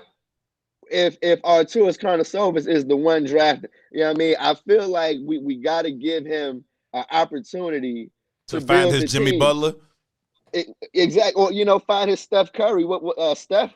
Mm-hmm. You know what I mean? Or Kawhi Leonard. Kawhi Leonard came, I think, pick 13. You know what I mean? So you got to kind of play your cards with this new regime and give them an opportunity. Now, if they make the playoffs, it is a clear sign of progress that we have to accept. I disagree. If you make the playoffs with a 30 and 42 record, that doesn't say anything to me. That doesn't mean progress. That ain't no progress to me, because you made the playoffs 12 games under 500 because 65% of the league is trash. Well, see, I don't know if that's going to be the case. You may have to be 500 to get into the. Then they not making the playoffs. I can't see them winning 41 games, man. Hell, it's only a 72 game. Right, 72 this year. Y'all can't see them winning 35, 36 games. No, hell no, man. Hell no. They're almost halfway to halfway. They're halfway to hey, all I know is if I'm ever in trouble, please send Terrance to come represent me, man. Please let Terrance make my case for why I should be cool. Cause he almost got me sold on these Bulls and the fact that they can, one, get in, and two, that actually means something if they do. Unbelievable, Herb. Unbelievable, bro. You see now what's gonna be interesting is if they make a move to add a player before the season is over. You know what I mean? Who are they gonna add? Who in the hell are they gonna add to make them a playoff team, Joe? I mean, do we know today? No, we may not know today, but you know how the NBA goes. It's fluent. Somebody's gonna become available that we didn't think was gonna be available. Not to the Bulls. Not to the Bulls. Well, why not? Why not to the Bulls? Who wants to come to the Bulls, bro? What impact player? Up to you. The guys who it's up to are the impact players. Gino, the guys who can turn this thing around. Bradley Beal averaging 35 points. You saw what he said the day they hired Billy Donovan. What do you do? So how does Bradley Beal and Zach LaVine, how do they play together? Who says they have to play together? So if you trade Bradley Beal for Zach LaVine, what is that doing? And Bradley Beal is one of my favorite guys in the league. I'm a Bradley Beal, that's my guy. But Bradley Beal in Chicago ain't no better than Bradley Beal in Washington. Gino, you get what you say the team has been missing. You get your first official dog. You feel me? You get your first official dog on this roster, the first dog that you've had since D Rose and Jimmy Butler. You know what I mean? You have to add that aspect to this team in order for them to be real. I feel like a change of scenery for Bradley Beal is what's needed. He's not going to the Lakers. You feel me? I don't think Bradley Beal is going that ain't a fit to one of those top teams. It's going to be up to one of those middle range teams like the Pacers, like the Celtics or the Hawks or the Bulls, to find a way to get into the mix. Because they got pieces. The Bulls don't have pieces to if they anything, they have a couple of pieces that may intrigue you. And if you add a draft pick or another team gets involved, you may be able to make something special happen. I hear it, man. We'll see if they can get Bradley Beal over there and what that might mean. I'm with you on the piece that you get a dog like that, it makes the franchise more attractive, not only to the fan base but also to other players that may want to come and say, I'll come play with Bradley Beal, where they may not be like, play with Zach LaVine, I can take it or leave that. Bradley Beal is in my opinion, Bradley Beal is a step up from Zach LaVine just in that way. But even still, I kind of agree with Gino, and like that don't really make a whole lot of difference. Kind of like swapping out one guy for the next. He might be a little bit better, a little bit more attractive to other players around the league, but I don't know that Bradley Beal really changes the outcome for the Bulls any more than Zach LaVine does. Fellas, we got to take a quick break, man. When we come back from break, talk a little bit about the Super Bowl, and let's talk a little bit about the fact that one of Chicagoland's own, man, the Queen, Candace Parker, is back at the crib. Got to touch on that piece a little bit. That is exciting news for the Chicago Sky. Candace Parker is returning to play for them. But let's take a break, man. This is the Kickoff Kickback. Eugene, Terrance, and Herb will be right back. Yeah. WIFTBPM. Introducing your trusted source for high-quality Black emojis, better known as Blackmoji. We believe Black is beautiful, and that beauty should be reflected in the digital market. Now there is an app that does just that, starting with Black Greek letter organizations. Blackmoji D9 offers more than an emoji app. It is a cultural experience of Black excellence. Download the app in the Apple or Google Play Store to access a specially curated catalog of emojis representing the Divine Nine. Use the emojis to celebrate Black Greek events, acknowledge current events, support social causes, and learn about esteemed Black Greek members who blaze the trail of Black history. A portion of every subscription goes toward a scholarship fund specifically for members of Black Greek letter organizations to help keep the legacy alive. Download the Blackmoji app today.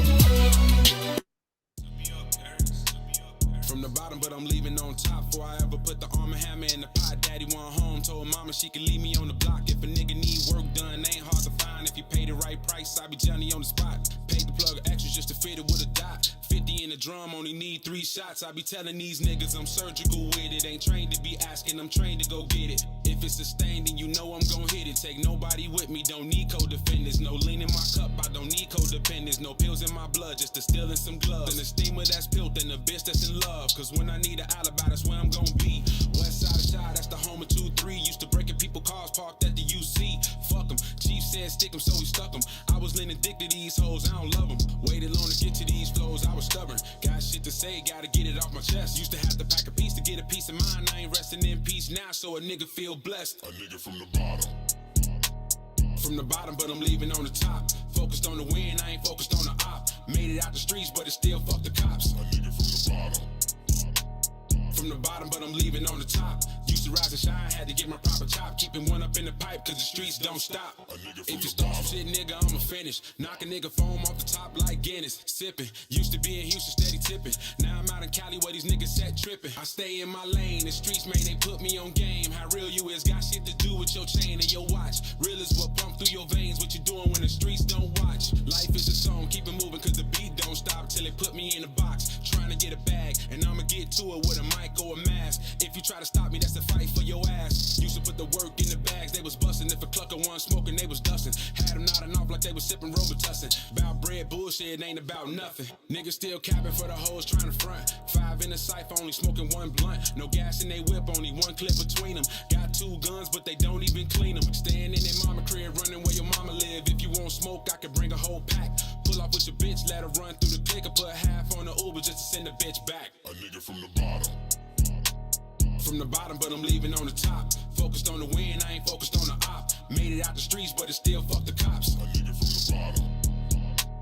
From the bottom, but I'm leaving on the top. Used to rise and shine, had to get my proper chop. Keeping one up in the pipe, cause the streets don't stop. A nigga from the bottom. Carry 100 homes, granny lived in the reds. 2029, first flow. Used to go to Suda where I did my first show. Then they did me dirty, so a nigga had to go. Transferred to Lundale, used to spell a word. Surrounded by them niggas in the hood with the birds. They was in flocks, dipping in and out of nigga blocks. Rip to the homie J-Rock. From the cradle to the grave, I be trying to get paid. Nigga, I'm a soldier, ain't dying, no slave. I'm trying to be the ocean, ain't riding no wave. Man with emotion, ain't hiding no pain. Gotta make it home to my fam, ain't dying for a chain. Keep it if you get it. Reaching, I'ma how your brain leaking through your fitted. Came with your life, nigga, bet you ain't about to leave with it. Dig it, niggas won't believe it till they feel it. Keep the iron on me, I conceal it. I ain't copping out, take the time to appeal it. If I was supposed to have it, I could deal it. Pancakes flying off the skillet. Pitching out a Chevy on Billis. Chi-town shit, cause the niggas that I got down with be on king shit, nigga, and our crowns don't tip. You won't catch me hanging around no simps. A nigga from the bottom. Welcome back, family. Welcome back. We are live from the What's in It for the Black People Media Studios alongside the Bigs, Eugene McIntosh and Terrance Tomlin. My name is Herb Howard. Appreciate y'all coming through the kickoff, kickback. As always, we appreciate y'all being here and tuning in with us. Man, we spent the better part of the first hour talking about the Bulls. Well, we opened up talking about the blockbuster trade that went down last night with in the NFL, with the Detroit Lions sending veteran quarterback Matthew Stafford to the LA Rams, and the LA Rams sending back their starting quarterback Jared Goff along with 3 first-round picks to the Detroit Lions. Then we moved on talking about Dame Lillard, who Gino says, and I certainly can't argue with him, is the best point guard in the league, obviously leaving room for anybody who feels that Steph is. No argument there. But Dame is whew, that dude is different, and he put it on the Bulls last night, hit a last-second 3 at the buzzer to steal a would-be victory from the Bulls. Talked about how the Bulls are, in their youth, maybe not prepared to close out games that they should be winning just yet, but hopefully they'll learn those lessons, and in the future they won't lose those types of games. But obviously that remains to be seen. But fellas, real quick before we start talking about any of this Super Bowl or anything like that, man, one of Chicago's royal members of the basketball family is coming home. None other than Candace Parker. She is certainly going to be a Hall of Famer. For everything that she's done in basketball, from being number one player in the nation in high school to going to Tennessee and doing her thing there and going out to the LA Sparks and winning championships there, she is now coming home to the Chicago Sky. Obviously, she's past the prime of her career, but when you talk about some of the legendary basketball figures to ever come out of the state of Illinois, Candace Parker certainly has to be in that conversation, and it's good to see her coming back home. How y'all feel about that? Again, obviously, it's not Candace Parker at 25 or anything like that, but it's still cool to see her coming to the crib. How y'all feel about it? Man, I'm extremely happy to see the real CP3. Coming on home to bring a championship back to the Chicago Sky, man. Me and T talked about this on the soil Wednesday and Friday, and we feel like the Chicago Sky have been left out of the Chicago's professional sports landscape. Yeah. And obviously, it is no disrespect because I'm a huge advocate of women's sports. Shout out to my mom for embedding that in me as a youngin'. And I've told the story the other day about me and my mom driving to Notre Dame to watch Candace Parker when she was a member of the Lady Vols with the late great legendary Pat Summit. Yeah, man. So we were Candace Parker fans early, and just, being a part of the Chicago basketball history, like you said, Herb, about everything she did out at Naperville. So, but the Sky, man, they've been left out of the sports, Chicago professional sports landscape, and this, WNBA, they don't get a lot of pub, but me and T have covered the Sky for this would be probably the 4th or 5th year, and they play some great basketball. But I feel like bringing Candace Parker back this year, and like we talked about, Diamond DeShields was injured last year, so she's looking to come back and have an MVP type of season. You got Allie Quigley and Courtney Vandersloot, who are great in their own right. And I feel like the Sky should probably be the favorites to win the WNBA championship next year. So I feel like if Candace, like you said, Herb, she is on the other side of her career, but spent 13 years with the Sparks. She's a 2-time MVP. She's a Finals MVP. She's a 5-time All-Star. She's a Defensive Player of the Year. She's got all the individual accolades and team accolades that you could possibly get. Yeah. So I feel like that the icing on the cake is her bringing the championship back to the crib. And if she could do that, then there's no way that you can leave the Sky off of the Chicago professional sports landscape, man. T, you muted, my brother. T. My bad. I was saying I completely agree with you, bro. I feel like, at the crib, we're so used to seeing our homegrown talent kind of flourish in other markets. You know what I mean? That doesn't take away from the love that we have, but I feel like that's just what we're used to. Yeah. For Candace Parker to come back, and the conversation is not, oh, they're just coming back for their last couple of years, blah, blah, blah. The conversation is still a ring. You know what I mean? And I feel like that puts, Candace Parker coming back to the crib on a different level when it comes to, bringing free agents into, onto an organization in Chicago. Candace, like you said, Candace Parker, you add her to the mix of Diamond DeShields, Allie Quigley, Gabby, was it Gabby Williams, excuse me, and then Vandersloot. You're definitely talking about one of the best teams in the WNBA, and I'm excited. Yeah. I wish that it could be fans at these games, because Candace Parker playing her home games at she could fill some seats over there at that arena, man. I know. Yeah, it'll be some D Rose type stuff going on. You know what I mean? So I'm excited for that. Nah, she is a legend, man. It's in Illinois basketball history, period. Especially when you start talking about the women's side of the basketball game, it's just a few people on that Mount Rushmore, and I would be very, very interested to see who y'all would put on that Mount Rushmore of women's basketball. But I think about the Candace Parkers of the world. I think about Cappy and like E.C. Hill. You talk about Cappy Poindexter, E.C. Hill. Those types of players, phenomenal. Who would y'all also add on that list in terms of women's basketball coming out of the state of Illinois? Man, you would have to add Yolanda Griffith. Yeah. Yolanda Griffith. And what's my other girl from Whitney Young? Not E.C. Hill. Not E.C. Hill? Candace Jackson? Was it Candace Jackson? I think she played in what, the late 90s? No, Candace was like early 2000s. I think Candace might have came out in like 03, 02 maybe. Okay. Damn,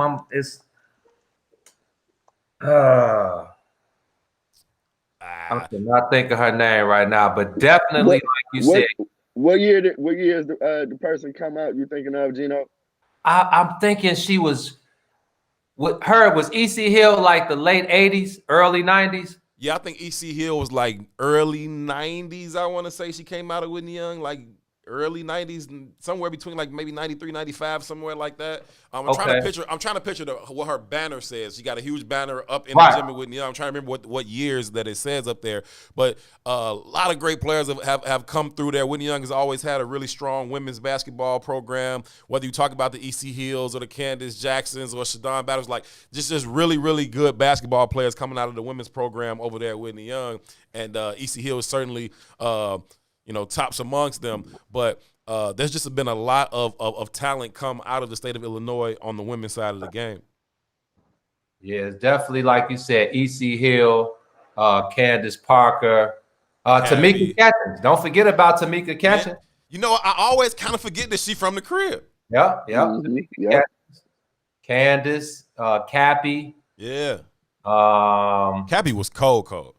Like those are some all-time greats. I remember watching Lene Harper. Do y'all know that name? All day. Lene sure. went to Whitney Young, right? Yeah. Yes, sir. Right. Mm-hmm.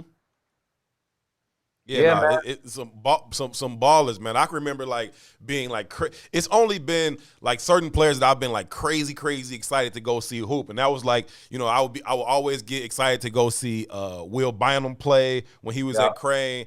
Those types, Corey Maggette when he was at Fenwick, that was always a show I wanted to go see. Cappy Poindexter at Marshall was definitely one of those players. Like, I want to go see Cappy play. She was putting on a show. And so, it's just good anytime those type of people come back home. I know y'all always talking about, whether or not there's an opportunity for D-Rose to come back and play for the Bulls. T, I know you like that'd be cool to see. I kind of agree with you. I know Gino like, no, don't ever come back. And I understand why you say that, man, but it's always cool to see those legends kind of come back and play for the hometown team. So I'm certainly excited to see Candace get the opportunity to come back home and play in front of fans and family and people who've just looked up to her and idolized her for her whole entire career. I think that's a really, really cool thing for her and a very, very good look for the city as well.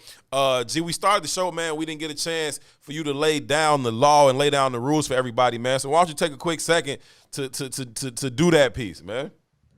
Man, you already know, man. Like I say, man, whether you on the soil with the brothers, whether you at the kickoff, kickback with the brothers, whether you on kicking it with the Iz Wiz family, the Mays Jackson show, the Book of Dawn, whatever show you rocking with on the What's in It for the Black People Media, man. Well, when you jump on here, man, before you even do anything, we need y'all to smash them like buttons, smash that share button, hit the comment section, join the conversation, and continue to help us push this content and our culture forward, man. I always tell people, man, it's all about the Black voice. It's all about owning the Black voice, and ownership is key, man.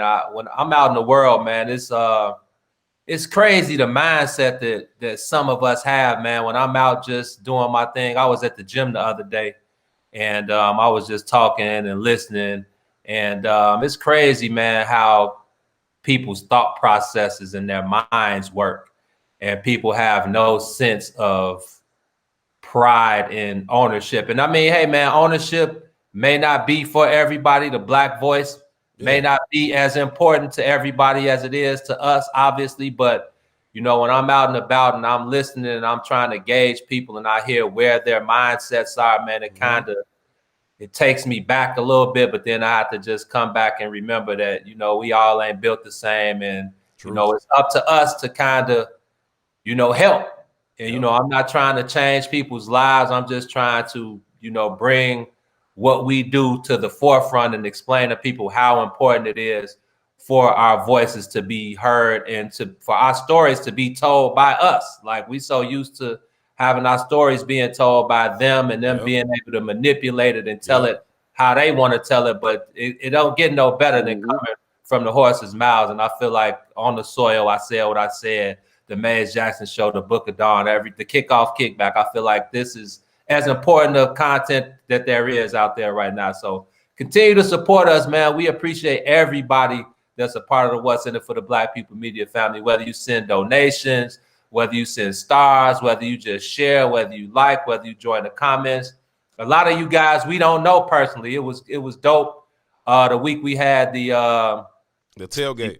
The tailgate, man, and we got to meet, you know, Brian Hudson and Kenneth Steele and a couple of the people that are always in our comments. Yeah. And, you know, we got to meet Tiger in the studio and a bunch of other people, man. So it's dope, and it's showing that, you know, what we're doing is paying off, man. So much love to everybody out there that continues to spread the love with us.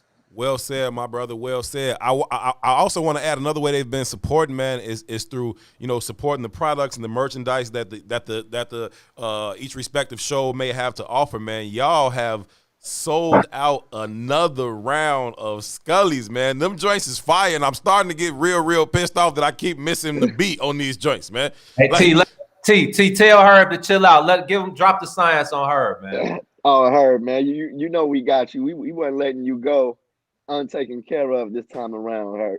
So you know we got one with your name on it next time we see you, bro. Thank the Lord, man. Them joints are fire. They so plush, man. I saw somebody in the comments earlier saying that they want to get one for them and their husband. And I saw yesterday that it was like they sold out again. So, man, people continue to support it, continue to rock with us and show support in many, many different ways. Everything from simply sharing the broadcast to telling somebody about it. Most importantly, showing up and watching it yourself, but also sending in the contributions via the stars, via the Cash App, buying the products and the merchandise. Couldn't do this without you, man. Y'all allowed this conversation to continue to grow. DJ, I saw you in there in the production studio when Gino was running through the list of shows that are available here on the network, and I saw you leaning in. I know you was about to say Week Ho Wednesday. Shout out to Week Ho Wednesday, man. Every single Wednesday at 8:30, you can check out Reese the Ruler and Toy Hutchinson, man. Listen, super dope show. I don't know if you had a chance to check it out last Wednesday. I know G knows about the scandal that went down on Week Ho Wednesday. Man. It's been the talk of the network ever since. Gino says he was that DJ out of science. I can't think of a better way to put it. He's certainly out of science, man. Yo, you definitely got to break it down to me, because let me tell you, DJ, I was watching the show with my lady, and y'all was asking questions that had us like, you know what, let's kind of turn this off right now. I'm gonna watch this when I'm by myself. You asking questions, my girl started relationship problems. You start talking about, what do you do when you need to go on a break and one of y'all getting busy and the other one don't? I'm like, yeah. So we'll catch Week Ho Wednesday next installment. We're gonna turn this one off, right? We're gonna turn this one off, baby. Hey, T. So I don't know if we want to let Herb run it down or if we want to let it come straight from the horse's mouth, man. I don't know which one. So I set this stage for you, T, and then we can let DJ. Explain it ain't the word. I don't know that he can explain it, but I'll let him tell you whatever it was he was thinking when he came with what he came with. And shout out to Mays Jackson for the whole show. So as they sit there and they having this conversation, I was running the board for them in the production studio that night, and Mays he texted me like, "Hey, I just sent in a explicit content graphic. Put that up on the screen because it gets a little racy. It gets a little racier than I think we should probably get even on a Sunday morning following up the Church Chicago Power Hour. I don't know if we should get too deep into the way we were able to on Wednesday night or even on a late evening when I said what I said. But I'll tell you this, T. The man said one of the ways to the best excuse that he can come up with, because they do a segment where people can write them in questions and things, the scenarios that they're dealing with, and Reese the Ruler gives them his advice for how they can get out of it.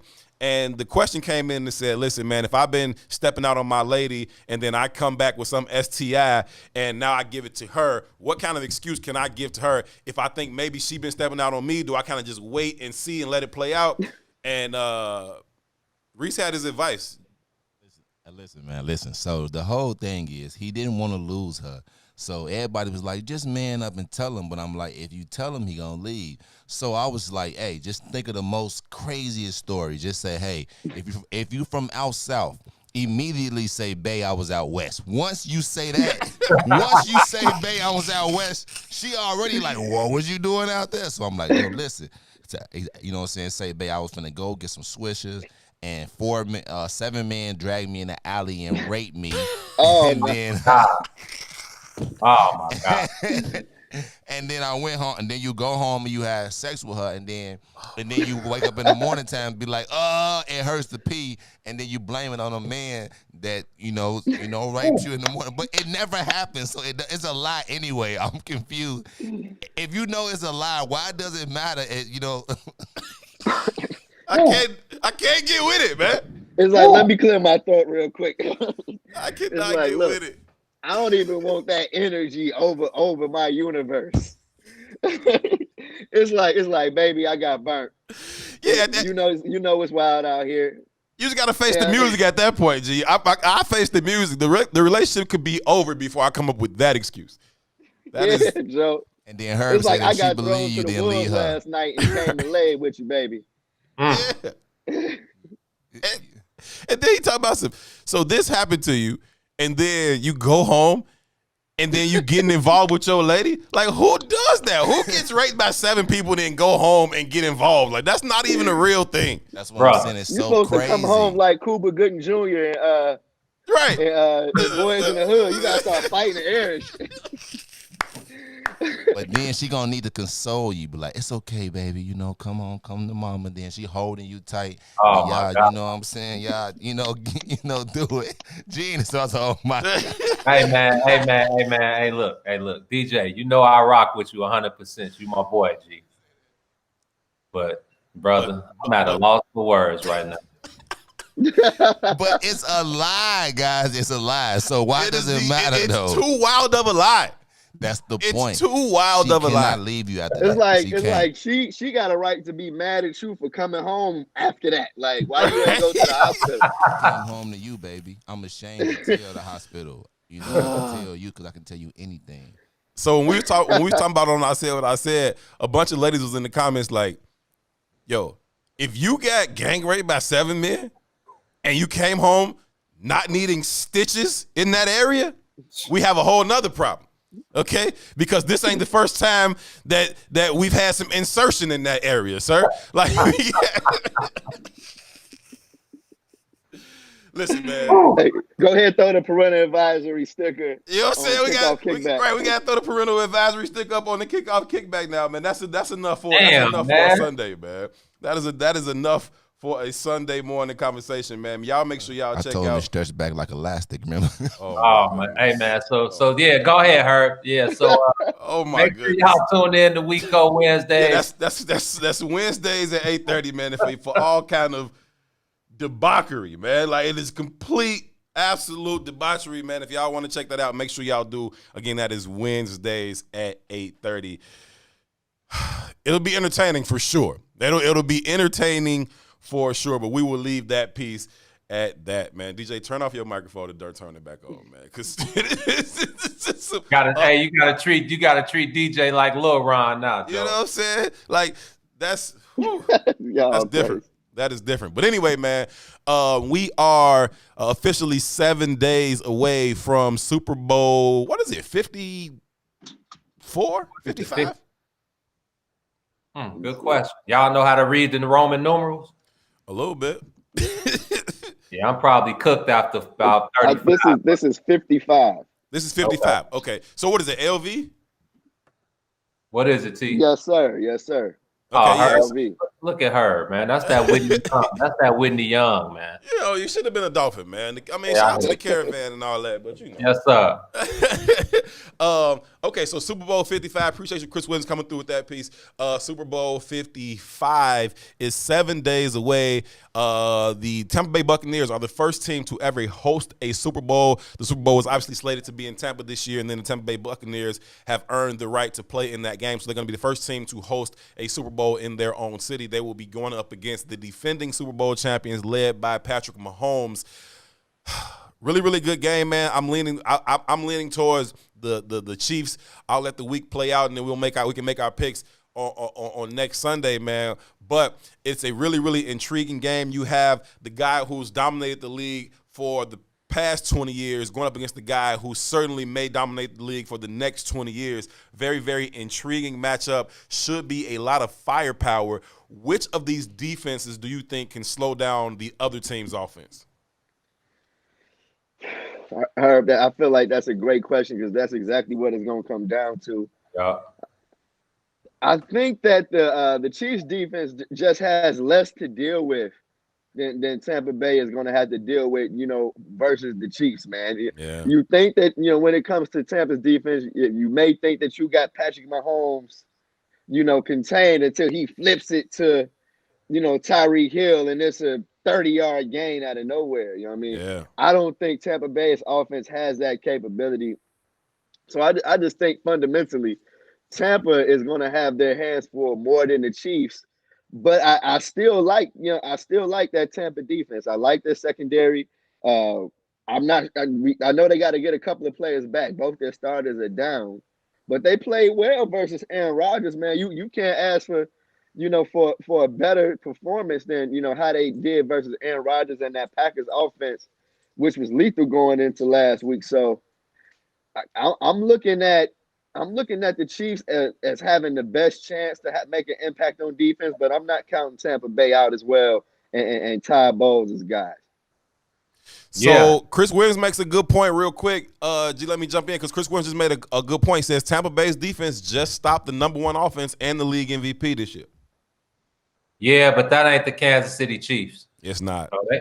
The numbers are cool, but my eye test, again, here we go, T. You know how I feel about them analytics and them numbers, man. Yeah. And my eye test is going to be #1 over analytics and metrics any day. And I feel like I don't care about Aaron Rodgers and their MVP #1 offense.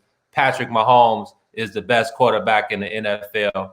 And I agree with T. I feel like it's just too much speed. I do feel like the way Tampa's defense has played the last 6 to 7 weeks is a key for them. Who knows about the momentum? You know how it is, Herb. You played the sport. Momentum is key. And having 2 weeks off, that could affect the momentum, one way or the other. But the last 6 or 7 weeks, the Tampa defense has definitely been on point. And but I just feel like, it's too much speed on the Kansas City Chiefs side. And I feel like, man, the Tampa Bay Buccaneers, they're going to get caught slipping. I feel like they'll get caught slipping more than the Kansas City Chiefs defense just because of, the speed factor with, Hardeman and Tyreek. And then you got Buddy back in the backfield coming off the injury looking good. Yeah, man. And then, Pat. Again, he's got 2 weeks. He was in the concussion joint. He looked pretty good with that, but don't forget about the foot injury. So he's having a couple extra weeks to get that healed up. And if it's 100% Patrick Mahomes coming out there on Sunday, they might put up another 40 ball, on the Tampa Bay defense. So I'm proud, man. It's a different thing when you talk about that Kansas City Chiefs offense. They are so multiple in the ways that they can attack a defense. They are dictating what's happening to you. Now, the Packers do that as well just because they have Aaron Rodgers. but they aren't as multiple in terms of what they can do with the weapons that they have. They are trying to get the ball to Devontae Adams. We understand that. And so you understand that day one of preparation, you walk into the meeting room, you put number 17 up on the board as big as you can and say, don't let that dude beat us. And so you double cover him all game, and then you do what you can with the rest of those guys, Valdez, Scantley, the running backs that they got. It's a talented offense in Green Bay, no doubt.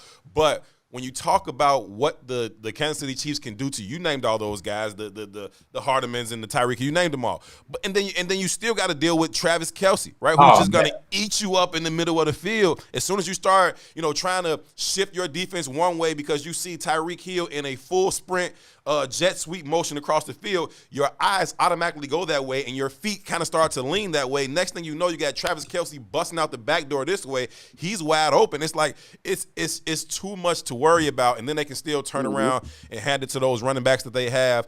Obviously, Patrick Mahomes can see the field like very few people can. He can make all the throws from any arm slot.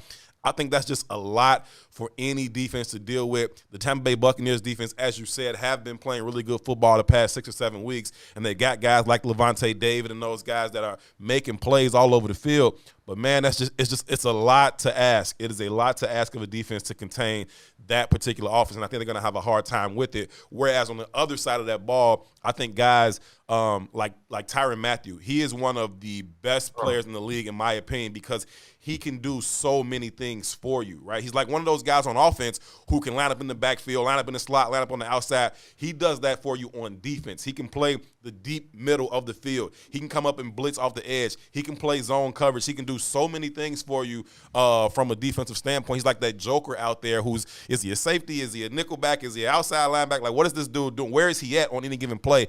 And I think that he's a guy who can make just enough plays to tip the tide in the favor of the Chiefs. If you're talking about which one of these defenses is going to be able to slow down the opposing offense, I think that the Chiefs will be able to do just enough to slow down the Bucs, and I don't think that the Bucs can slow down the Chiefs at all. Now, what I'm interested in is if Tampa Bay can have that same effect that they did with the Packers, and what they did was they got to Aaron Rodgers. They put him on his butt early and often. Now, Herb, correct me if I'm wrong, but didn't the Chiefs just lose one of their starting offensive linemen, right? They did. They lose their right tackle. I gotta see which one they lost, but yeah, they did. They left tackle Fisher. Yeah. Eric Fisher. Mm-hmm. And if that's the case, that definitely leaves the door open for Tampa Bay to be a little bit more aggressive when it comes to their pass rush. And you know what, Herb? We saw it we saw it in those Giants versus Patriots Super Bowls. Yep. I wonder if Tom Brady is telling Todd Bowles, turn that pressure up. You want to affect a high-octane offense, you got to get to the quarterback, man. Jason Pierre-Paul is playing great defense right now from the DN position. And you mentioned those New York Giants Super Bowl teams. He was one of the main reasons that those New York Giants teams were able to put so much pressure on Tom Brady in those Super Bowls. He's playing really, really well right now. I will say this, though.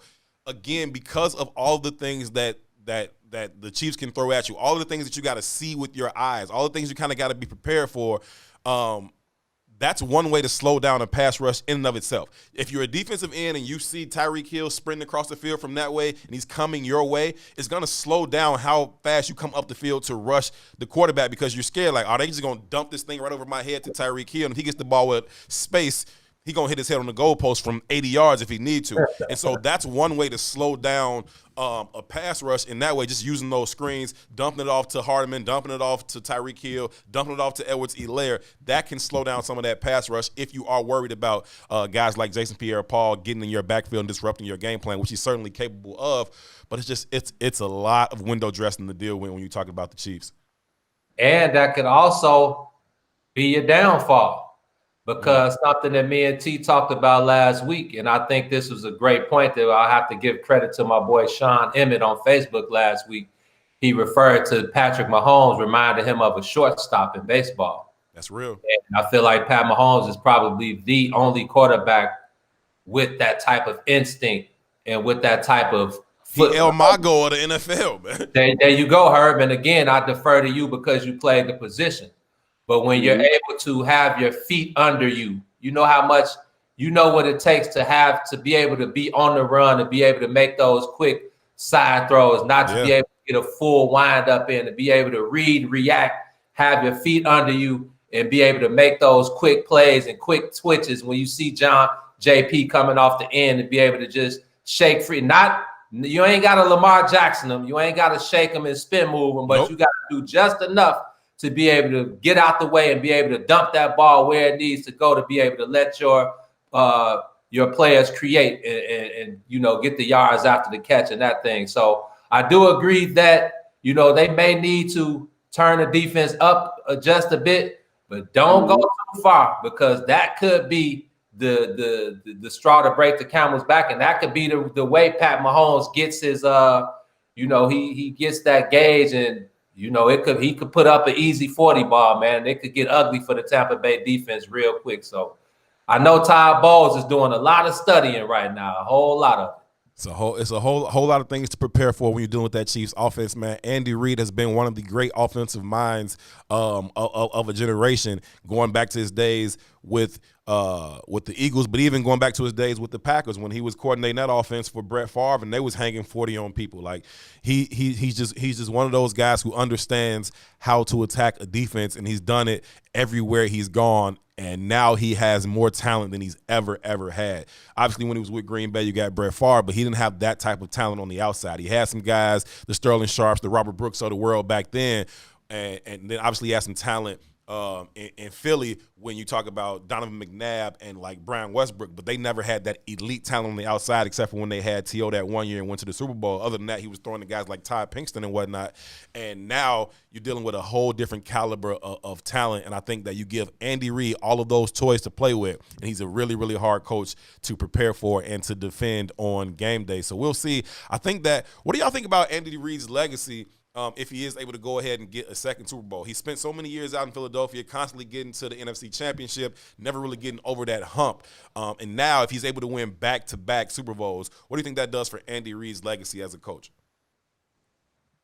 I mean, as far as I can remember, Andy Reid has been coaching big games. Mm-hmm. You know what I mean? I feel like it was, especially when he got with the Chiefs, I felt like that was a sign that things were about to completely turn around in Kansas City, because they had some terrible defenses. The fact that they're knocking on the door of being a back-to-back Super Bowl winner, not only is it a credit to them, putting together one of the best offenses we've ever seen, but Andy Reid is the mastermind behind it. You know what I mean? He's the one that was like, yo, we got to take Mahomes after he slid a little bit, putting together that wide receiver core, and then putting together the play callers that really every team in the NFL should be envying the way that these guys call plays. You got to put him up there with Bill Belichick as the top 1, 2, 3, coaches of this era. Sure. How would it go? Would you say Bill Belichick, Mike Tomlin, Andy Reid? Yeah. That'd be tough to replace any of those three with another coach from this era. It would be tough to kick any of them out for somebody else. I mean, honorable mention to guys like Tom Coughlin.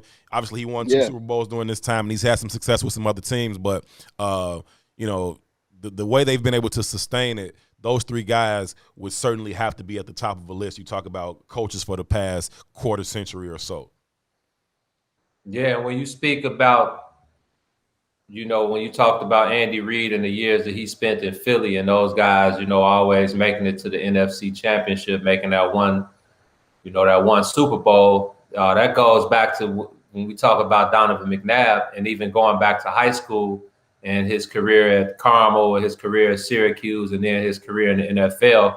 The knock on Don was he never was able to win the big game, even though we won the state championship a couple of my years at Carmel.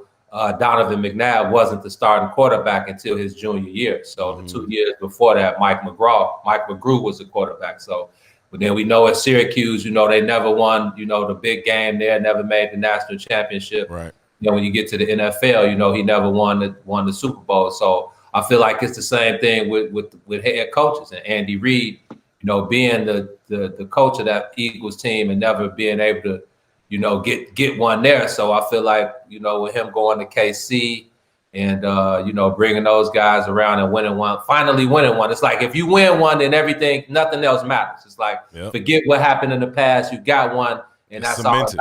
All that matters. So if you win two and you win them back to back, that moves you up a notch or two in the ranking. So I agree with you guys. I feel like obviously, Bill Belichick and what they did in New England will probably never be done again.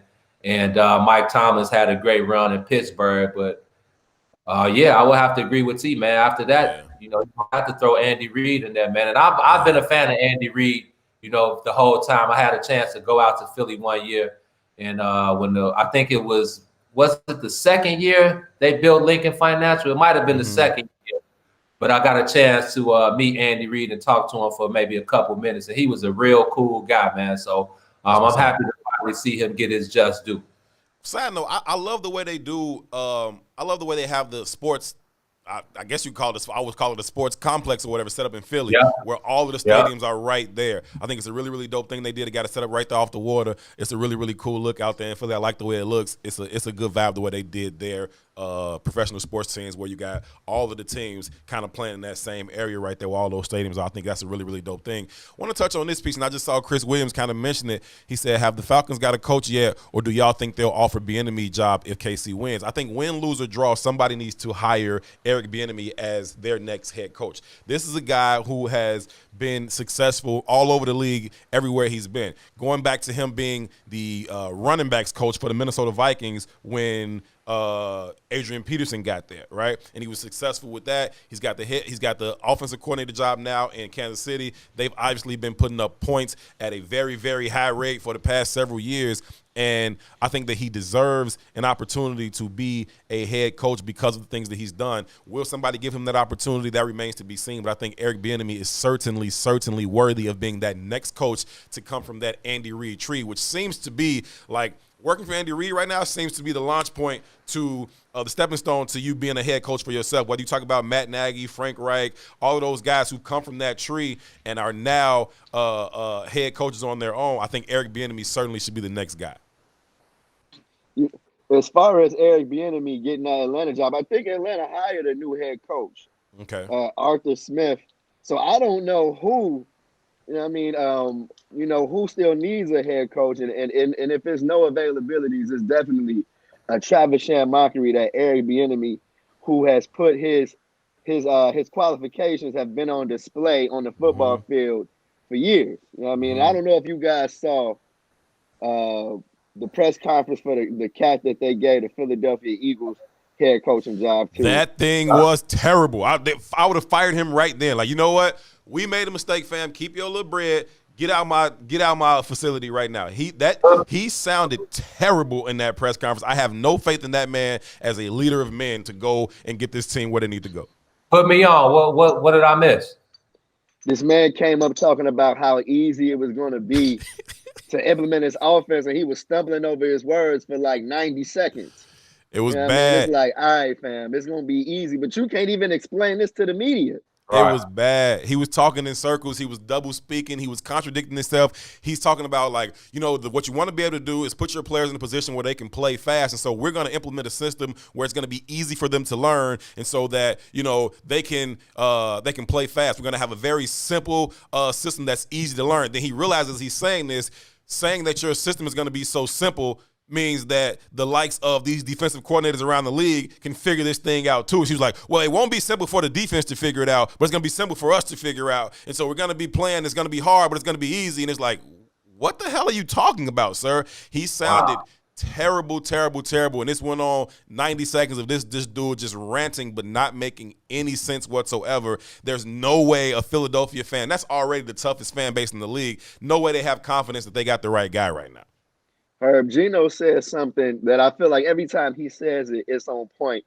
When we were covering the Bears, Gino's like, look, T, you can take that because I don't like being around those 1966, 68 vibes. You know what I mean? Yeah. And to Gino's point, that's exactly what the league has become again. You know what I mean? Racist is all hell. You know what I mean?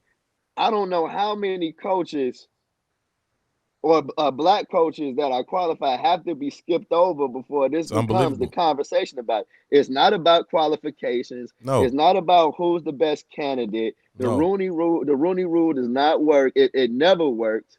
And now you're back in a space where black candidates are completely getting ignored.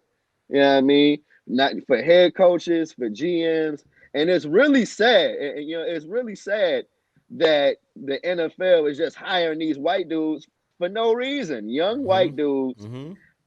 That is the qualification to be an NFL head coach. Young and white and male.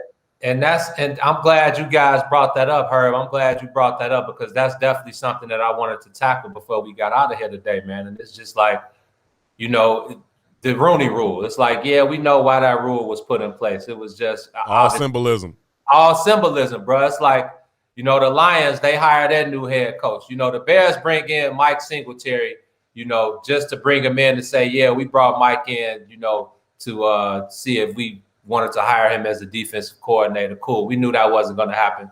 You see who they hired. You know, the NFL is going to continue to pass on black head coaches. You know, they're filling these coaching vacancies with these unproven white coaches while you got top tier, you know, coordinators like Eric Bieniemy and like Leslie Frazier who are still out here. Yeah. And then let's not forget Todd Bowles, you know, and then let's not forget what the Lions did when they fired Jim Caldwell after 4 years, and he had 36 wins, 2 playoff berths. As good a stretch as they've seen in my lifetime. Come on now, Herb. Then they hired Matt Patricia, and he finished below 500 all 3 of his years. So what are we talking about here? And then you think about the Andy Reid tree, and you know his last 2 offensive coordinators, Doug Peterson and Matt Nagy, they got head coaching jobs. So let's see if Eric Bieniemy is next, man. There's just no reason why these guys should not have a position in the NFL, man. This, like T said, one of our favorite words, man. It's a Travis mockery, and the NFL continues to show their true colors and who they are at heart, man. You know, I don't know if y'all had a chance to see it, but we've been talking about that the movie One Night in Miami, and there's a scene where Jim Brown is back at Mass's house, right? And he's allowed up on the porch, and they have this great conversation where the old white dude is telling them all how much I love you and care about you, and I'm always gonna look out for you and got your back. Now at the end of this whole long conversation where they sitting out on the porch, the old white guy said, I gotta go in here and move this piece of furniture or whatever. And Jim Brown's like, oh, I'll come in and help you. And he said, come on, Jim. You know niggas aren't allowed in the house, right? Like and straight like while that. Patting him on his back. Yeah, straight like that. And it's like, man, I don't care, like, how successful you are or how much we like you or how much you entertain us on that field, you still are not allowed in the house. And I think that when you're talking about what these old white NFL owners are doing, they're saying, yeah, y'all good. Y'all can go out there and play and entertain us on Sunday and y'all can make us a lot of money, but you still ain't allowed in the house though. You know what I'm saying? You can be out there on the porch, but you can't come in the house. And when you talk about giving the guy the keys to your organization, that's letting him in the house. And most of these old white rich men are not allowing niggers in the house. Period. You know, Herb, you are 100% on point with that. You know what I mean? That is a perfect correlation with what's going on with these organizations and their coaching hires. Or, you know, some organizations are still applying that logic to how they pick their players and quarterbacks. Like you said, you can be on the porch, but you can't be in the squad. And that was the first scene in the movie. It showed you that big bad Jim Brown, the coldest NFL player in the world at that time, still got treated that way. So yeah, we're totally back in that space. No doubt. I mean, we saw the Jacksonville Jaguars hire who was their new Urban Meyer? Urban Meyer. Stop it, man. Having coached the game in 4 years. Yeah, just handing him the keys. So. Yeah. Good luck with that happening to any black candidate. Frank Reich wasn't even the OC when he got his job, right? Wasn't he like the quarterback's coach? Yeah. And they hired him to be the head coach, right? Because they had Doug Peterson and Matt Nagy and Frank Reich. All them guys was on that staff. or coming off that Andy Reid tree, and they hired him from the quarterback's coach position. Now you got a guy in Eric Bieniemy who's getting looked over, and a lot of times when they want to look over a candidate, they'll give you that excuse if that team is still playing late. Like obviously, the Chiefs are in the Super Bowl. You'll hear his franchise say, "Oh man, we just couldn't wait that long," and he got to wait to the Super Bowl to talk to him. We couldn't wait that long. We had to move quick, and so we get this guy out in Philly, or we get the guy down in Atlanta who was the OC. Down in Tennessee, or we get Urban Meyer to come off the couch and come. Like it's unbelievable when you look around the league and you see that 70% of the players are black, and still you get no representation at the highest levels of these organizations, from coaches to GMs to presidents. It's unacceptable, and I don't know how or when we get to a point of changing, other than to understand that when you are dealing with 75, 85, 95-year-old rich, powerful white people, not a lot has changed in terms of how they feel about the help. You are the help. You are not welcome in the inner circle. And then did you see Deuce Staley ask for the Eagles to release him? No, I didn't see that. Yeah, he said that, he's been a coach in the system for the last few years, and he felt like that he should have been, one of the candidates for the head coaching job. But when the guy was hired last week, he said, "Hey, you know what? Let me out of my contract right now. I don't want anything else to do with you people. This is absurd that I didn't even get a look at it." And then what about our guy that's the former quarterback who's the offensive coordinator in Tampa right now? Byron Leftwich. Byron Leftwich. Come on, man. Mm-hmm.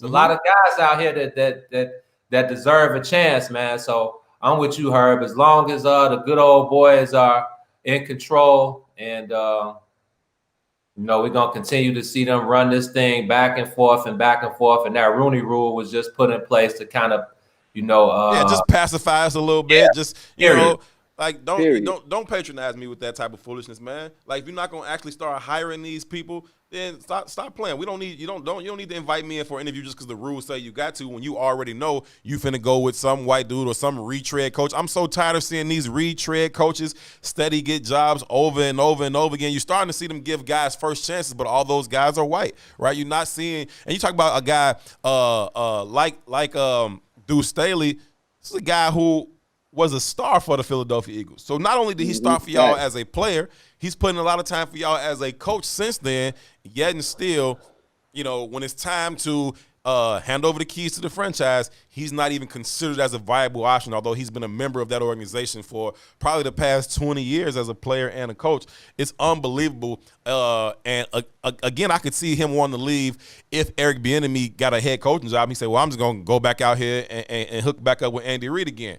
But it looks like, for all intents and purposes, Eric Bieniemy is going to be back in that position next year, because it doesn't like anybody's going to give him a chance to be a head coach for their franchise either. Man, it's absolutely sickening, and I don't know what is going to bring about some change or what that ultimately could even look like. No, 100%. Yeah, I've been saying it, for the last few months, man. When the dust settles, and if Eric Bieniemy is still an offensive coordinator, the whole league should be shamed. I mean, the whole league should be, talked about and really put in place. At some point, their day of reckoning is going to come. At some point, the NFL's day of reckoning is going to come. Like these brazen races, instances are going to have its consequences sooner or later. Yeah, you would certainly hope that day would come sooner than later. But it's hard to expect anything different from the demographic that owns National Football League teams. So we'll see how that thing continues to progress, not only this offseason. So what do we do, Herb? My fault, Herb. What do we do? Do we boycott the Super Bowl, bro? Do we tell Tom Brady and Pat Mahomes to kick rocks? How do we approach this? I think that you dealing with like that type just symbolism, right? So you boycott. Even me, I boycotted for a year. But But then I was back watching football, right? And I found myself giving myself excuses to do it. I was like, well, if it was about if Colin Kaepernick started and he, made his backroom deal with a non-disclosure agreement with the NFL, then I'll go ahead and finish watching my Bears game. But that's really just me doing what I want. I wanted to watch the Bears games anyway.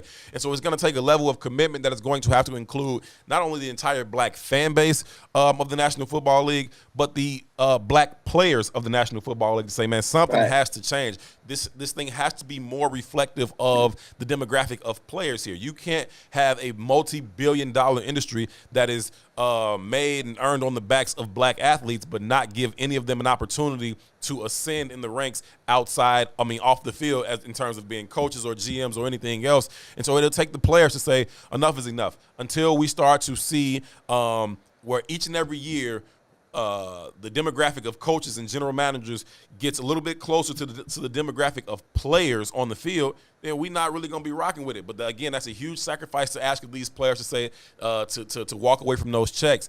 And if we aren't willing to make those types of sacrifices, they are certainly not going to make those changes on their own. If we can't force them to do it, they aren't going to do it. So I don't know if we can get to that space or not, T. I certainly would like to believe that we can, but history suggests that perhaps we can't. And you saw the 43-hour stand that the guys took last year in the bubble, so I'm going to just leave that there. Right, right. More symbolism, just like the Rooney Rule. Same thing when the guys do that in 43 hours, man. Like, come on. Like, there's an opportunity for us to be able to show our collective power and collective force if we are unified, organized, and willing to sacrifice that way. But unfortunately, we haven't shown an ability or willingness or desire to be able to do that. And so I don't know, man. Hopefully, but I don't know. Real quick, man, before we get out of here, any chance that what would y'all put the over-under at in terms of percentage of Allen Robinson being a Bear next year? I'm probably gonna go to 40% that he'll be a Bear next year. You know what I mean? I feel like he has his eye on what going to do at quarterback. I don't think he's satisfied with what's been going down, and I don't think he likes how this contract negotiation has gone. The first thing he said at the end of the season was he feels like there were multiple opportunities to get a deal done, and that did not happen. That doesn't sound like you're making the best offensive player here happy. So I wouldn't be surprised at all if he's looking at other places. You definitely ain't getting no discount for him right now. G, how you feel? I'm with T, man. And if I'm Allen Robinson, show me the money.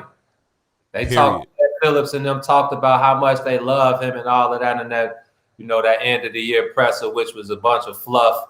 Hey, man, we from Missouri. You can show me better than you can tell me, man. So if y'all really honor Allen Robinson, show him the money. If I'm A-Rob, I'm like, hey, man, I'm not taking 18 mil when I could get 24, 25 from somewhere else. So I'm with T. I will go about 35 to 40%. But I'm looking for him to end up elsewhere, man. Yeah, that sounds about right to me. If I'm him, I'm definitely going for the biggest bag available. I'm not looking to give the Bears no hometown discount or none of that. Y'all had an opportunity to sign me when you didn't have to negotiate. I mean, you didn't have to compete with any other teams. Now you got to compete with everybody. Now, obviously, the Bears have an ace in their back pocket in the franchise tag. They can tag him and force him to play for the franchise tag, which would pay him the average of the top 5 salaries at his position, which is a good payday for a year, but it doesn't offer him that long-term security in terms of a payday, nor in terms of a home. Right, that's just I just got one more year of renting him to play for the Bears at a high price, nonetheless. But it's not what he's looking for, and so we'll see if the Bears are able to step up and make that commitment. I haven't seen them do that often in the past, so we'll see what that looks like for the Bears. But if they don't, they have a huge gaping hole at wide receiver, and they don't have a quarterback as is. Be cool, DJ. I know you and your boy Mitch, but if Mitch doesn't have A-Rob, he's definitely not going to be playing elite level quarterback. So the Bears need to do everything they can to keep him, and hopefully that for him that means a long-term deal and not a franchise tag. But we will see what that looks like, man. We are out of time, fellas, man. Appreciate y'all so much for rocking with us. Appreciate y'all for continuing to come back and hang out with us here at the Kickback. As always, we appreciate y'all's input. It's valued. It's certainly appreciated. Y'all always coming through with the facts. We appreciate y'all for sharing the broadcast as well. We'll be back here next Sunday, same time at 10 a.m. to get you set for the Super Bowl. That is when we'll be making our picks. Y'all make sure y'all check out On the Soil Monday, Wednesday, Friday at 1 p.m.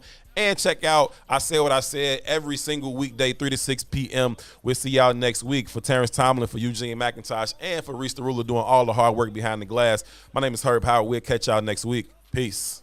Love. On me like a faucet. I'm awesome. Hot as coffee. Slick talker. I can't keep these hoes up on me. Hit the bank. Make a deposit. Names look salty. Must feel awful. Hit the bank. Make a withdrawal. Walk out. Pockets bulky. No, the ops don't want no